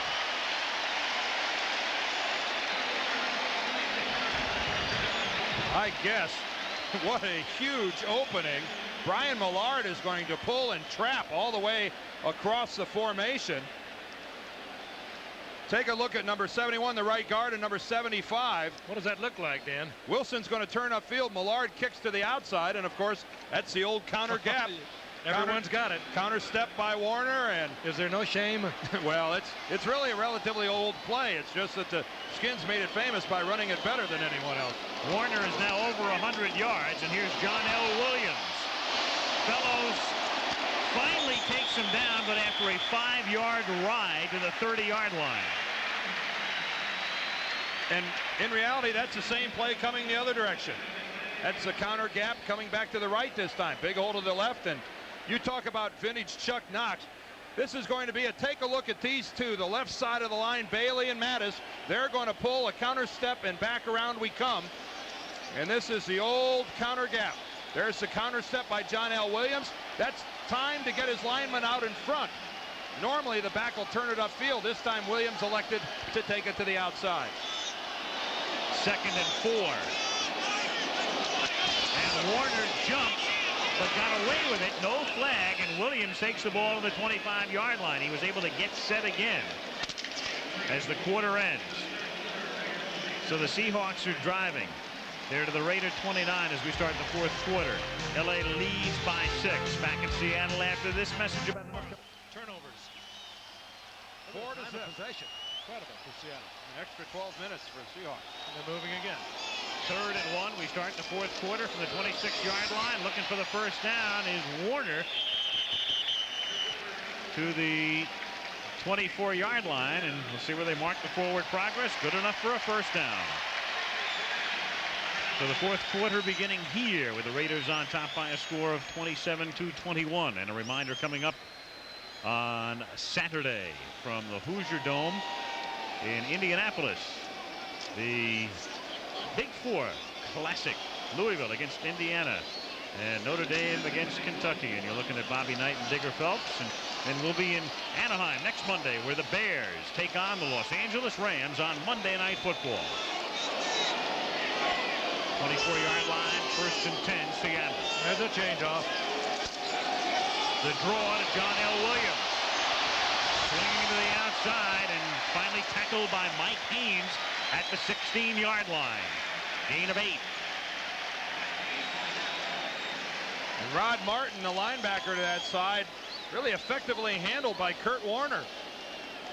Kurt Warner, having to act as the lead blocker, got right up in Rod Martin's face and occupied him to the point. Martin, the contained guy on that side, lets John L. get to the outside. And Kurt Warner, you think of what kind of a knee injury he battled back from, and to think that not only is he an effective ball carrier, but a receiver and a lead blocker as well. It's some testament as to what kind of a man he is. 2nd and a short 2, and Warner gets the first down, takes it to the 11-yard line.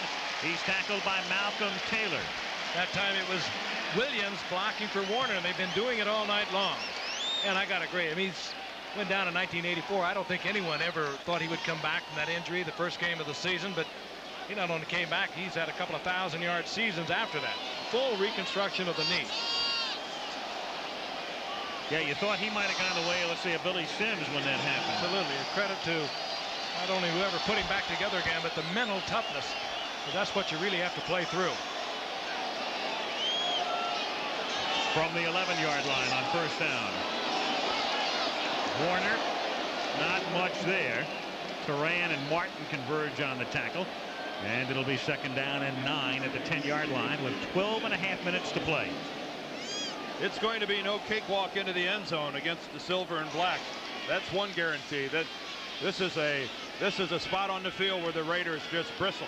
And over the left side, defensively, Ron Fellows, who is known all night long, he has been the target. They've really been working away from Mike Haynes over the right side. He is 35 years old, but he's having a great year. They've been working primarily against Fellows over on the right side.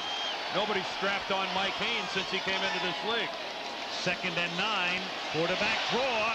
Craig gets wrapped up by Piquel at the 7-yard line. So it's going to be 3rd down and 6 for a first and 7 for a touchdown. That's the 2nd time tonight that Craig has run on a quarterback draw. He did it early in the ball game, and interesting call for a quarterback recently back from as bad a shoulder injury as he had. Kept him out 7 weeks, and I don't know that I'd be so eager to have my quarterback running the ball. And a little tough down there. You can see it a little better out in the open field, but everything is in there so tight when you're down there. Craig is not one of the great speedsters of our time. 3rd and 6, shotgun and 4 wide receivers. And Craig comes to the near side to Warner. Touchdown. They don't use him often as a receiver, but that was a very conservative pass. Just get the ball to him and turn him into a running back, and he's a great one. The block out front was made by Ron Mattis, the left tackle, and give Kurt Warner credit. He took the time to set up his blocker. Here's Mattis, the left tackle. He's going to drop back and then come out and make the kick. Watch Kurt Warner stutter, and then cut up in behind Mattis. Boy, and as an offensive lineman, Dan, you can appreciate that on the part of the running back. There it is. There's the hesitation. Mattis gets the block on Eddie Anderson, and Kurt Warner, with that hesitation, ducks in behind him. And you're right, Frank. That's experience. He took out a whole suburb of Seattle. Norm Johnson's extra point is the difference right now, 28-27. Mattis goes about 300 pounds, and he wiped out anything and everything that was in front of him, and it was all set up by 28. There's Mattis, number 70, the stutter step. Mattis takes everything inside, and touchdown Seattle.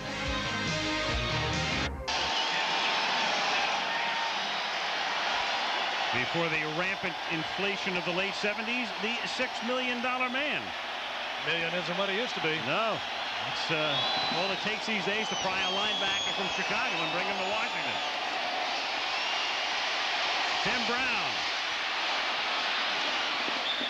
Tim Brown, every time he touches the ball, and a flag is down back at the 16-yard line.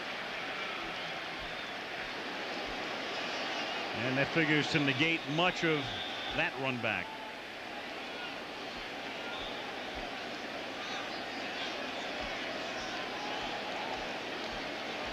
Mark Bright checking with the side judge.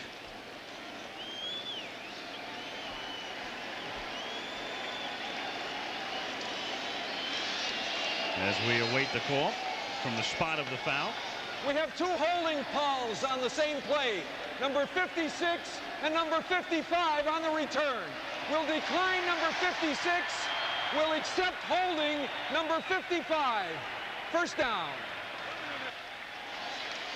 McCall and Millen. Matt Millen is number 55. There he is, right at the 15-yard line, and you're right, that's holding. He just grabs Vernon Dean's jersey and yanks him to the ground.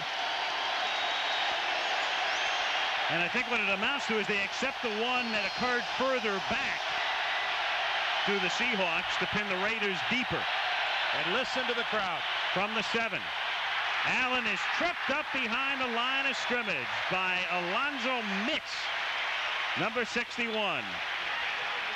And here's where, if you're a Raider, and particularly if you're Mike Shanahan, and you've had an erratic quarterback like Berline, here's where you really get concerned. And there is the new owner of the Seattle Seahawks, a land developer down in California. And I know that's not as exciting as he has going here tonight. Ken Behring, who owns his own golf course. Yeah, I asked him his handicap. He smiled. He said, it's my course. 2nd and 11. from the 5. Burline throws it off the fingertips of Tim Brown. Hey, that's one you got to catch. That could have helped this youngster. Burline could have helped him by bringing it in a little more to his body, but I agree. I think we're going to see that's a very catchable ball. Burline maybe could have made it easier, but Tim Brown's got to catch that ball. I don't know if he was expecting a hit coming across the middle from Harper or one of the safeties or whatever, but you're going to get hit just as hard whether you catch it or you don't catch it. 3rd and 11 from the 6.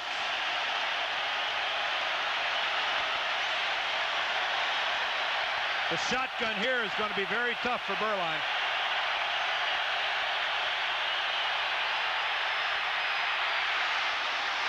Picked off at the 15-yard line. David Hollis. Burline was trying to throw that away.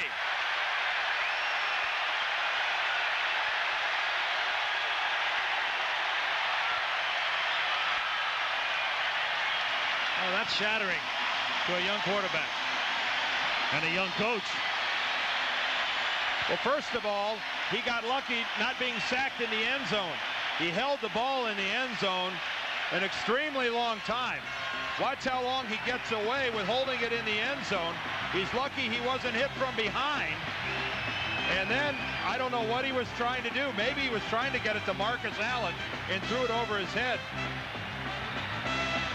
Kids make mistakes. And Steve Burline is a kid. And I guess you can say that he was trying to get it to Marcus Allen and it took off on him, but that's being kind. That's a major error. First interception of Hollis's 2-year NFL career. 13-yard line, John L. Williams. Gets to the 9-yard line. A little bit more than 10 minutes to play. Seahawks on top 28-27. Lyndon King makes the tackle. Tough night following a tough game last week against Atlanta. And Jay Schrader is taking some snaps on the sideline. He's taking some snaps from the starting center, Bill Lewis. He hasn't taken off his baseball hat yet, but there's Jay taking some center exchanges. And it certainly has to be an option. It's being mulled over in the mind of Mike Shanahan. 2nd down, 6 from the 9. Warner, a first down at the 2.5.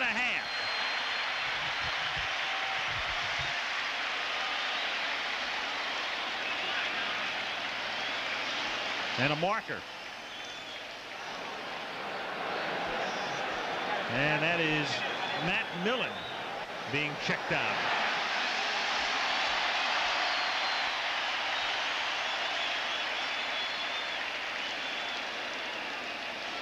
And Schrader continues to loosen up. We'll see about Mark Bright's call. They spot the ball at the 3 initially. You think it's going to have something to do with encroachment or something, because it was called by the line judge here, the near side. Defense. It'll be 2nd down again. Apparently, when they spotted it after the run, he didn't have the first down. Otherwise, they would have taken the play. And because of that, they take the penalty instead. It doesn't cost them the down. 2nd down and inches now. At the 3-yard line.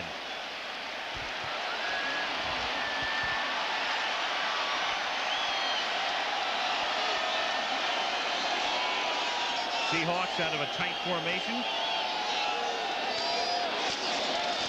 Warner tries to go through the middle. He only needs about a half a yard.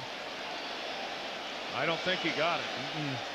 No, definitely not with that spot. Not even close. 3rd down and 1. Reggie McKenzie amongst those leading the charge, making the stop. 3rd and 1. Frank, I know you and I are thinking the same thing. Oh, wouldn't you love to see it? But you don't see it very often with Chuck Knox. Of course, we're talking play action and pop that thing into the end zone. Kurt Warner sailing about 4 or 5 feet off the ground on the fake, right into the pile, and Dave Craig coming out of there, either running it in or just tossing it to someone for an easy touchdown. They'll have to do it to a tight end if they throw it. Instead, it's Warner on a simple play through the middle of first down. He lost the ball.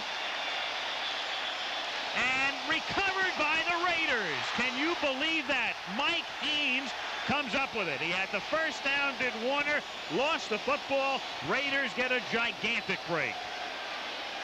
Boy, Mike Tice opens it up. John L. Williams with the lead block. And a first down, yardage-wise for Seattle, but somehow the ball comes out.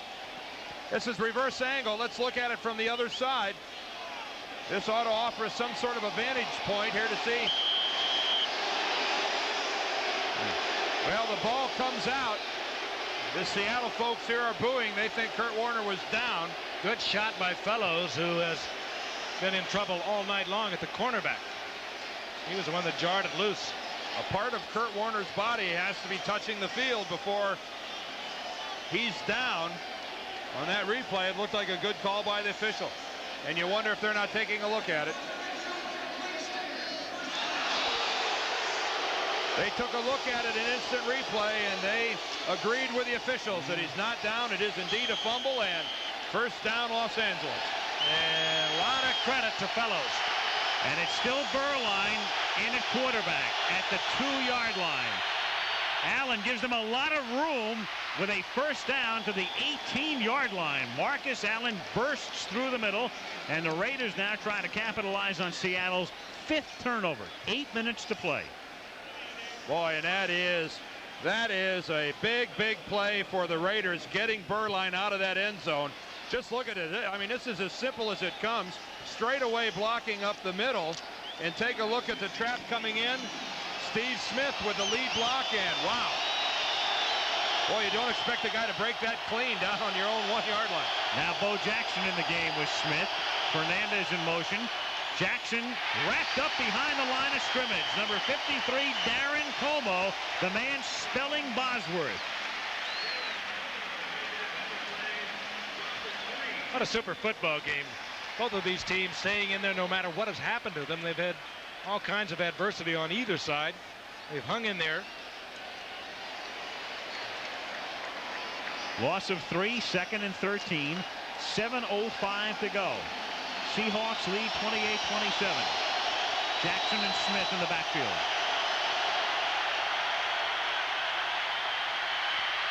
Burline has it tipped, and then it's caught at the 17-yard line by the tight end Andy Parker. But that turns out to be simply a 2-yard gain. Alonzo Mitz got his, well, shall we say, mitts on it. 3rd down. And Andy Parker just doubled his receiving total for the year. I think he only had 1 catch coming into tonight's ball game. If that's his first catch of the evening, he's just really padded his totals. Good hustle on his part, though. Meanwhile, the crowd responds. It's unbelievable. They're replaying every controversial play on the screen here, and to the crowd it looked as if he didn't make the catch. Timeout is called by the officials here. Well, that's the replay screen. A league rule says you don't replay controversial plays, but the reason is simple, because you can get the crowd incited to the point where, you know, on a worst case basis, the officials would be in physical jeopardy. Well, how about if we look at it? No one's in jeopardy here. We'll see if Parker does come up with this ball, or does he trap it? Ooh, he traps it all the way. Whoa! Oh, that is a trap. Sorry, Andy, you're going to be back to 1 catch. And it doubled his output. No, that's a trap all the way. You could clearly see the ball bouncing off the ground. We got an awful lot of replays tonight. And another one here. Seemingly so. This is ruled incomplete. Yeah. Incomplete. That was a one-hopper. 3rd and 13. George Slatke is the replay official. He has been a busy man. Machine up there smoking. Hope he's got a super VHS. Shotgun. 3rd and 13 from the 15. Flag. Play is dead. Jeff Bryant came across. Was he drawn is the question. I think Chris Ream, the left guard, flinched. False start. Number 77. Offense. 3rd down. He is the flincher, I suppose. They're using some kind of strange count to offset the noise here in the stadium, and they've been unsuccessful all night. There's Ream. Watch him do a little stutter. There it is right there. That's all it takes. That's all it takes. Jeff Bryant comes across and finishes it off, but that's 5 yards worth of movement. 3rd and 18 before this foot-stomping crowd.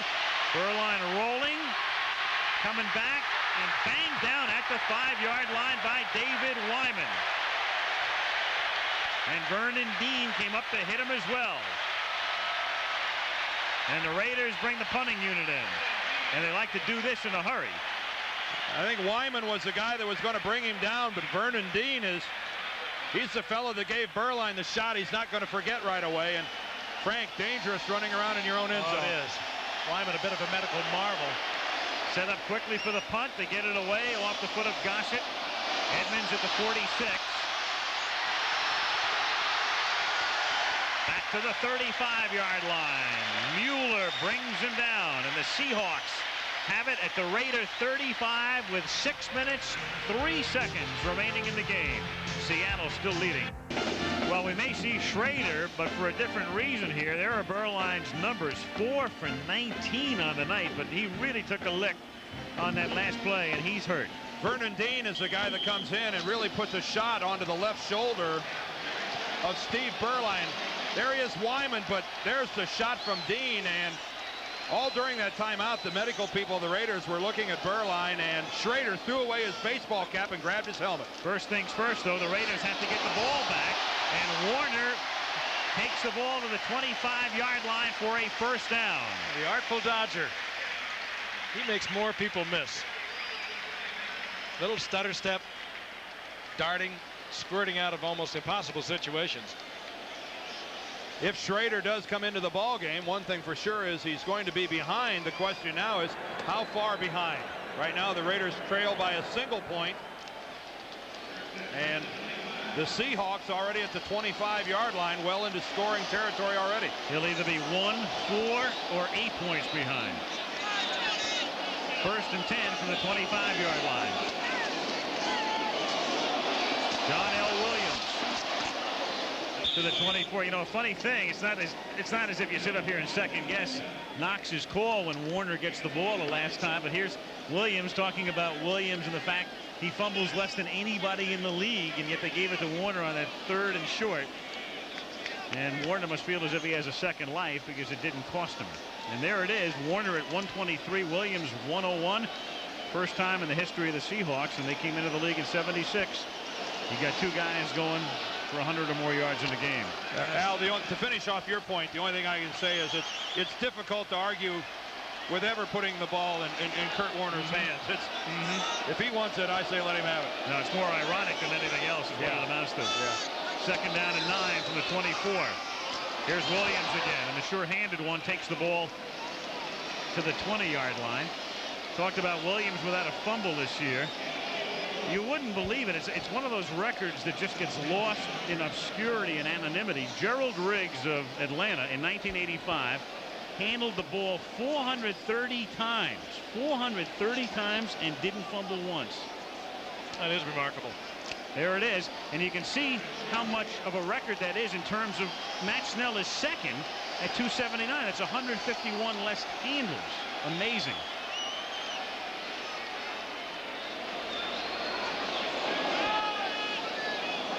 Third and a long 4 from the 20, and Craig going for it all into the end zone. Touchdown!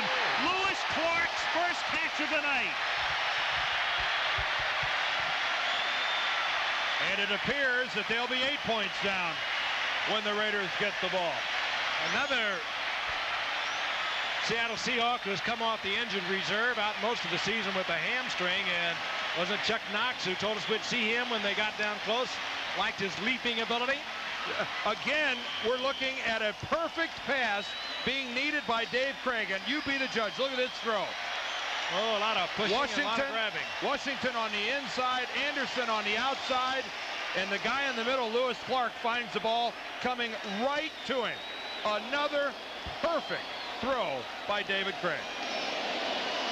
He's had the 2 interceptions, but for the most part, he has been absolutely perfect tonight. He's thrown into some very delicate areas. Threaded the needle, and that time it was absolutely perfect. It had to be. That was good coverage. Well, the Raiders dodged the bullet when Warner fumbled at the 2, but they can't get away this time, and boy, are they going to need some magic from Jay Schrader. 3:40 to play in Seattle, 35-27 Seahawks.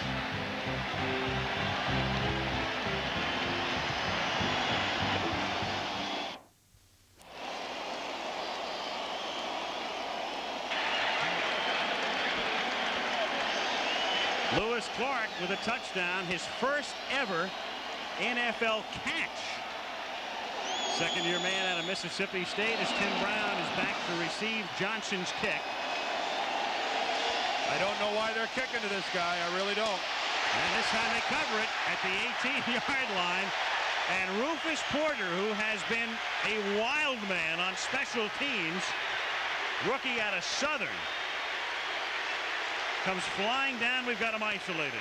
This is how you make a football team if you're a rookie free agent, and that's what Rufus Porter is. The only way you stay around is covering kicks, being crazy, running with abandon, and then putting the hat on somebody. And Freddie Young, who made the Seattle Seahawks team a few years ago, doing just this, turned into an all-pro linebacker, and of course is now cavorting around with Indianapolis. And Jay Schrader is in at quarterback at the 19-yard line. First time he's been in over a month. And his first pass is caught at the 34-yard line by Mervin Fernandez. And Swervin Mervin, as he was known in Canada, takes it out to the 36-yard line. How about Mervin keeping his feet after that catch? Not going down, and the hurry up by the Raiders. No huddle. Mervin is 6'3", and it helped there. That ball was thrown well over him. Raiders have all of their timeouts left. They're down by 8 as Schrader steps up and then can't get the ball into the hands of Marcus Allen. Let him too much. 2nd and 10. David Wyman put the pressure on Schrader on the blitz. I think Jay, at this point in time, is saying, all in all, I would have rather started. A very difficult situation for a guy who's really not had any sort of a warm-up or any recent playing time to have to come into a ball game. The only question I have is whether this precipitated by the injury to Burline or whether Shanahan just figures he's looking for the hot hand. I think it's a little of both. Yeah. Burline looked hurt when he came off the field after that hit by Dean. 2nd and 10 at the 36-yard line. Schrader is sacked at the 28. David Wyman. Wyman, another big play. Como and Wyman, 2 inside backers tonight. 2 guys playing in spots at one time or another occupied by Bosworth and Freddie Young. 3rd and 19. Almost picked off. Too high for Brown. And it's 4th and 19. And every time Jay Schrader has thrown the ball so far, it has not been where he wanted it to be. You had the one catch by Fernandez, but he had to go way up there to get it. He's had a couple floaters, and then the one that was way out in front of Marcus Allen. They're going to go on a 4th and 19. 2:43 remaining. They have 3 timeouts remaining. What a tough spot to have a quarterback that's been on the bench all night long and for several weeks to be facing. Looking at Burline, you could see him wince when he signaled in. I get the feeling he'd be in there if he wasn't hurt. They have to get to the 47-yard line. And Schrader throws. It's deep enough for a first down. Catch made by Brown, who breaks a tackle and out of bounds at the 40. Tim Brown running a route, and as he made the catch, he had the first down and then picks up 10 more. Oh, he's showtime, isn't he? Clutch catch. Not a bad delivery. Schrader forced out of the pocket. Let's watch Brown. He's on the inside. Drives it upfield. Gets to yardage. Turns back. Not bad defensive play. Could have even been pass interference. Yeah, Hollis really right there. Makes some contact, and Tim Brown opts to go for the sidelines rather than making something happen. I don't know. He might have been better off. I'd rather have that guy take it to the middle of the field anytime. First down, 39-yard line. And the catch is made by Galt, and he is taken out of bounds at the 23-yard line. Seattle playing soft, and the Raiders taking advantage there with 2:27. How many times do we see it? Prevent defense, let them have everything underneath. A lot of time left in this game, 2:27. I don't think you're even going to see Harper in the picture here.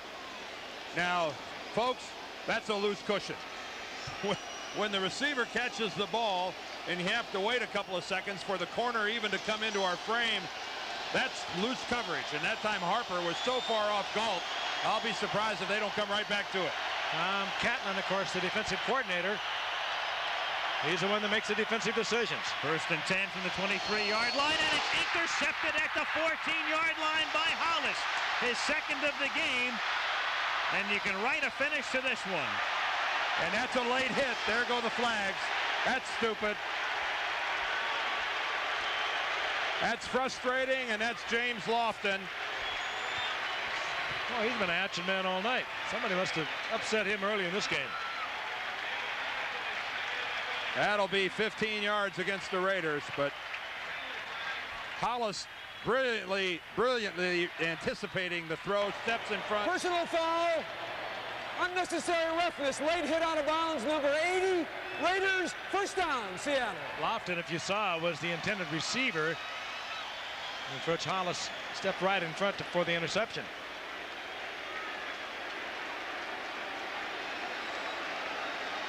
How far out of bounds was David Hollis?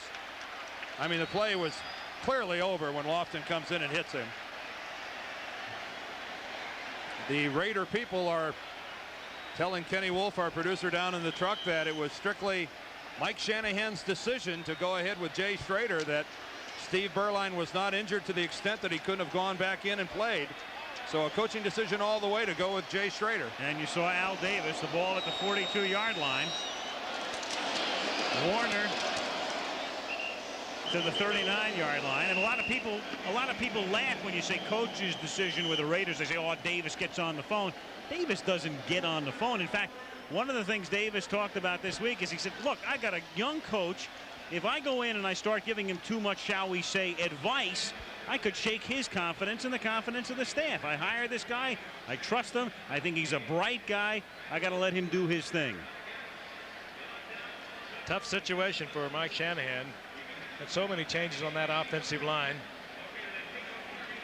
A tough situation for Mike Shanahan, because I think Al Davis has also let it be known that he's less than thrilled with the way Shanahan has run the team in terms of the kind of offense.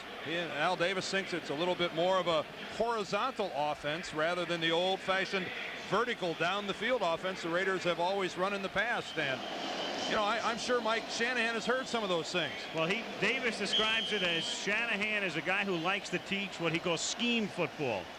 As, let's say, the way Dean Smith teaches basketball at North Carolina, scheme basketball, as opposed to the old Raiders style of pretty much matchup football. Strength against weakness. 2nd and 6. Warner to the 35-yard line, and the Raiders are going to, let's see, not take a timeout because they get a free one at the 2-minute warning. So 2 minutes to go. Raiders in a hole because Seattle has the ball and they lead by 8.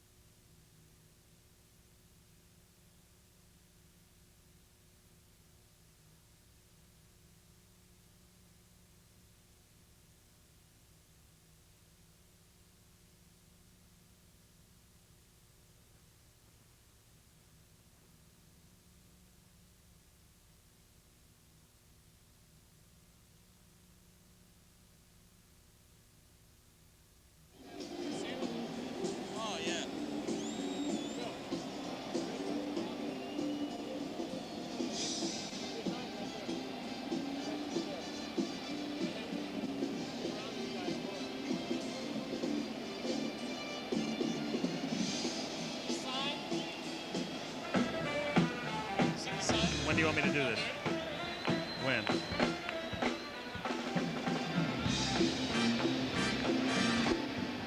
Two minutes to go. A reminder, tomorrow night, an hour of comedy. Who's the Boss? And Roseanne leading into the 50th Barbara Walters special. And that comes your way beginning at 8 Eastern. 7 Central and Mountain tomorrow night. Our primetime lineup on ABC. I'm in love with Roseanne. I bet. That's the funniest show I've seen in a long time. 3rd and 3 now at the 36-yard line. A critical play for the Raiders to stop Seattle here. And they do. Warner is taken down at the 35-yard line.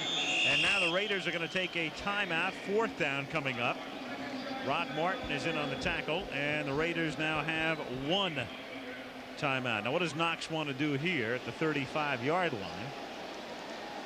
52-yard field goal is certainly, they can reach it all right. Norm Johnson has a career best of 54 yards. Or whether or not you want to risk the block. Yeah, I wouldn't kick a field goal. When you kick a long field goal, the trajectory is much lower when it goes over the line of scrimmage. You can get a block a lot more easily. I mean, the Raiders already need 2 scores to get back into it. I certainly wouldn't give them an opportunity to get a free one by running a blocked field goal. But then do you punt, Dan, from here? I think I pooch punt it here. And that's exactly what they're going to do. Woof, woof. A Chardonnay punch, shall we say. A designer dog. A designer dog. The crowd boos a little bit, but only the uninformed would boo this decision.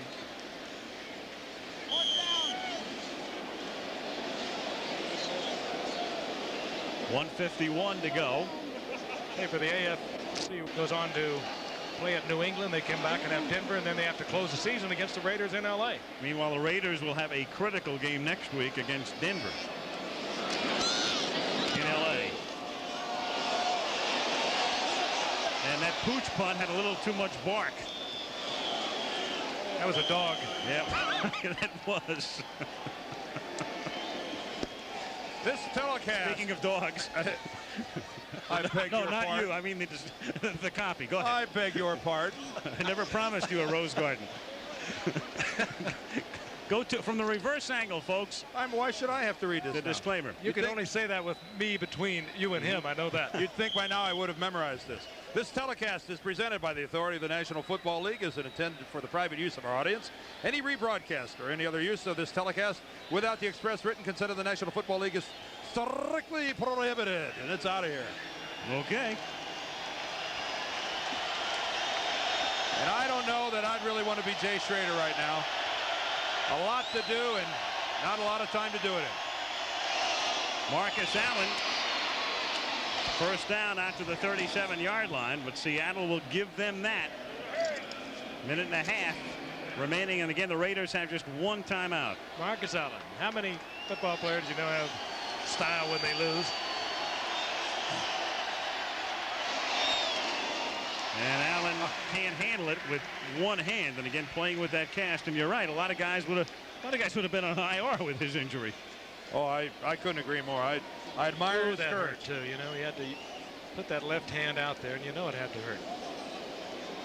I admire the man's courage. Never moans, never groans, never gripes. I wish we would have had him Saturday. Yeah. So does Larry Smith. What's this we? Well, when we get to the Rose Bowl, I'll be hearing it from you. I don't know. Inbred loyalty. Well, we'll be in New Orleans doing the Sugar Bowl, so we'll have to watch it like everybody else. 2nd and 10, and it's incomplete, intended for Tim Brown, and broken up by Dave Wyman. You know, he made a good play to avoid the interception. He's a complete football player. And a Raiders record right there, combined yardage, 178 on that kick return. He's caught a touchdown pass. 1 rush tonight, that was worth 3 yards. And the one thing that you know for sure, he will get better. He is just getting started. And I think it's safe to say a Heisman Trophy winner that is indeed everything as advertised. Raiders came close this year to having 4 Heisman Trophy winners in the same backfield if Jim Plunkett hadn't retired and made the team.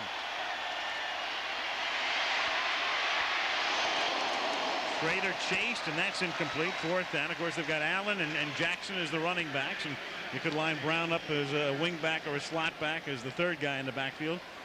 Then Plunkett. Meanwhile, Dave Craig with 5 touchdown passes, including that last one to the appropriately named Lewis Clark. Can you think of a better name for a guy playing for a Northwest team? Yeah, now how candid too, though, Chuck Knox, to tell us literally in our meeting today that he was the player they'd like to go to when they got down close. They went on a Lewis Clark exploration. And you're a sick man, Al. Very sick. It was an expedition, not an exploration. I know. Just wanted to see if you were still listening. It's almost time for breakfast. As they departed from the confluence of the Missouri and Mississippi. Right. And went right through the Yakima Pass.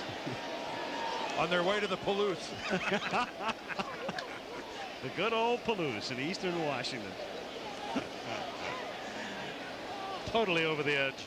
Oh, completely. By the way, False start, number 60, offense. 4th down. do you think the world of college football is ready for us to make our inaugural broadcast of the Sugar Bowl? I want to know, were you watching Friday? Or was it Saturday? No, Friday was Auburn, Alabama. Saturday was Florida State, Florida. And I'm sure you were sitting there videotaping all of it. Every minute. Every minute. The better question is, New Orleans ready for us? I had my clicker. Of course, my clicker is the remote control. I haven't worked my way all the way up to the top yet. Someday. 4th and 15. Here's the last gasp for the Raiders. He's got ice on it. Raider airing it out. The infield fly rule is in effect, and it's incomplete. And that will just about write an end to it, almost officially. Raiders, should they wish, can stop the clock once more. And the way things appear at the moment, it's going to be Seattle and Denver tied for the lead. Seattle beat Denver earlier this season, in fact, on opening day, and that's the way the standings will look. We talked about the Raiders meeting Denver, and again, Seattle in 2 weeks, but sandwiched in there, which we have not talked about, is Buffalo. At Buffalo. There it is. Yep. And I guess none of us can forget the fact that the Raiders did beat Denver. We were there. Can hardly forget that one, down 24-0. And they better beat them again if they want to stay in the race, and they're going to get them next week. Raiders do take a timeout. Tim Brown, big night in a losing cause. Executive producer of Monday Night Football, Jeffrey Mason. Kenny Wolf, our producer, directed by Craig Janoff. Our technical director is Joey Shabo.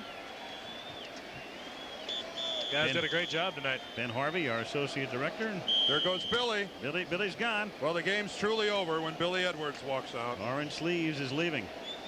And as always, Steve Hurt for research and information. George Hill back home in the Puyallup region. Our statistician, and Malibu, Kelly Hayes. I want to thank the Raiders and the Seahawks for a heck of a game. Yep. Good one. They turned it up for us. Great first half. And then in the second half, Raiders scored the only touchdown in the third quarter, but the Seahawks twice into the end zone in the fourth quarter, and Chuck Knox will watch his team move into a tie for first place in the AFC West. What a night for the new owner, Ken Baring. I wonder if he'll do a Baring boogie. Oh, this certainly beats land development and looking at classic cars, even if it cost you $85 million. When you win, it does.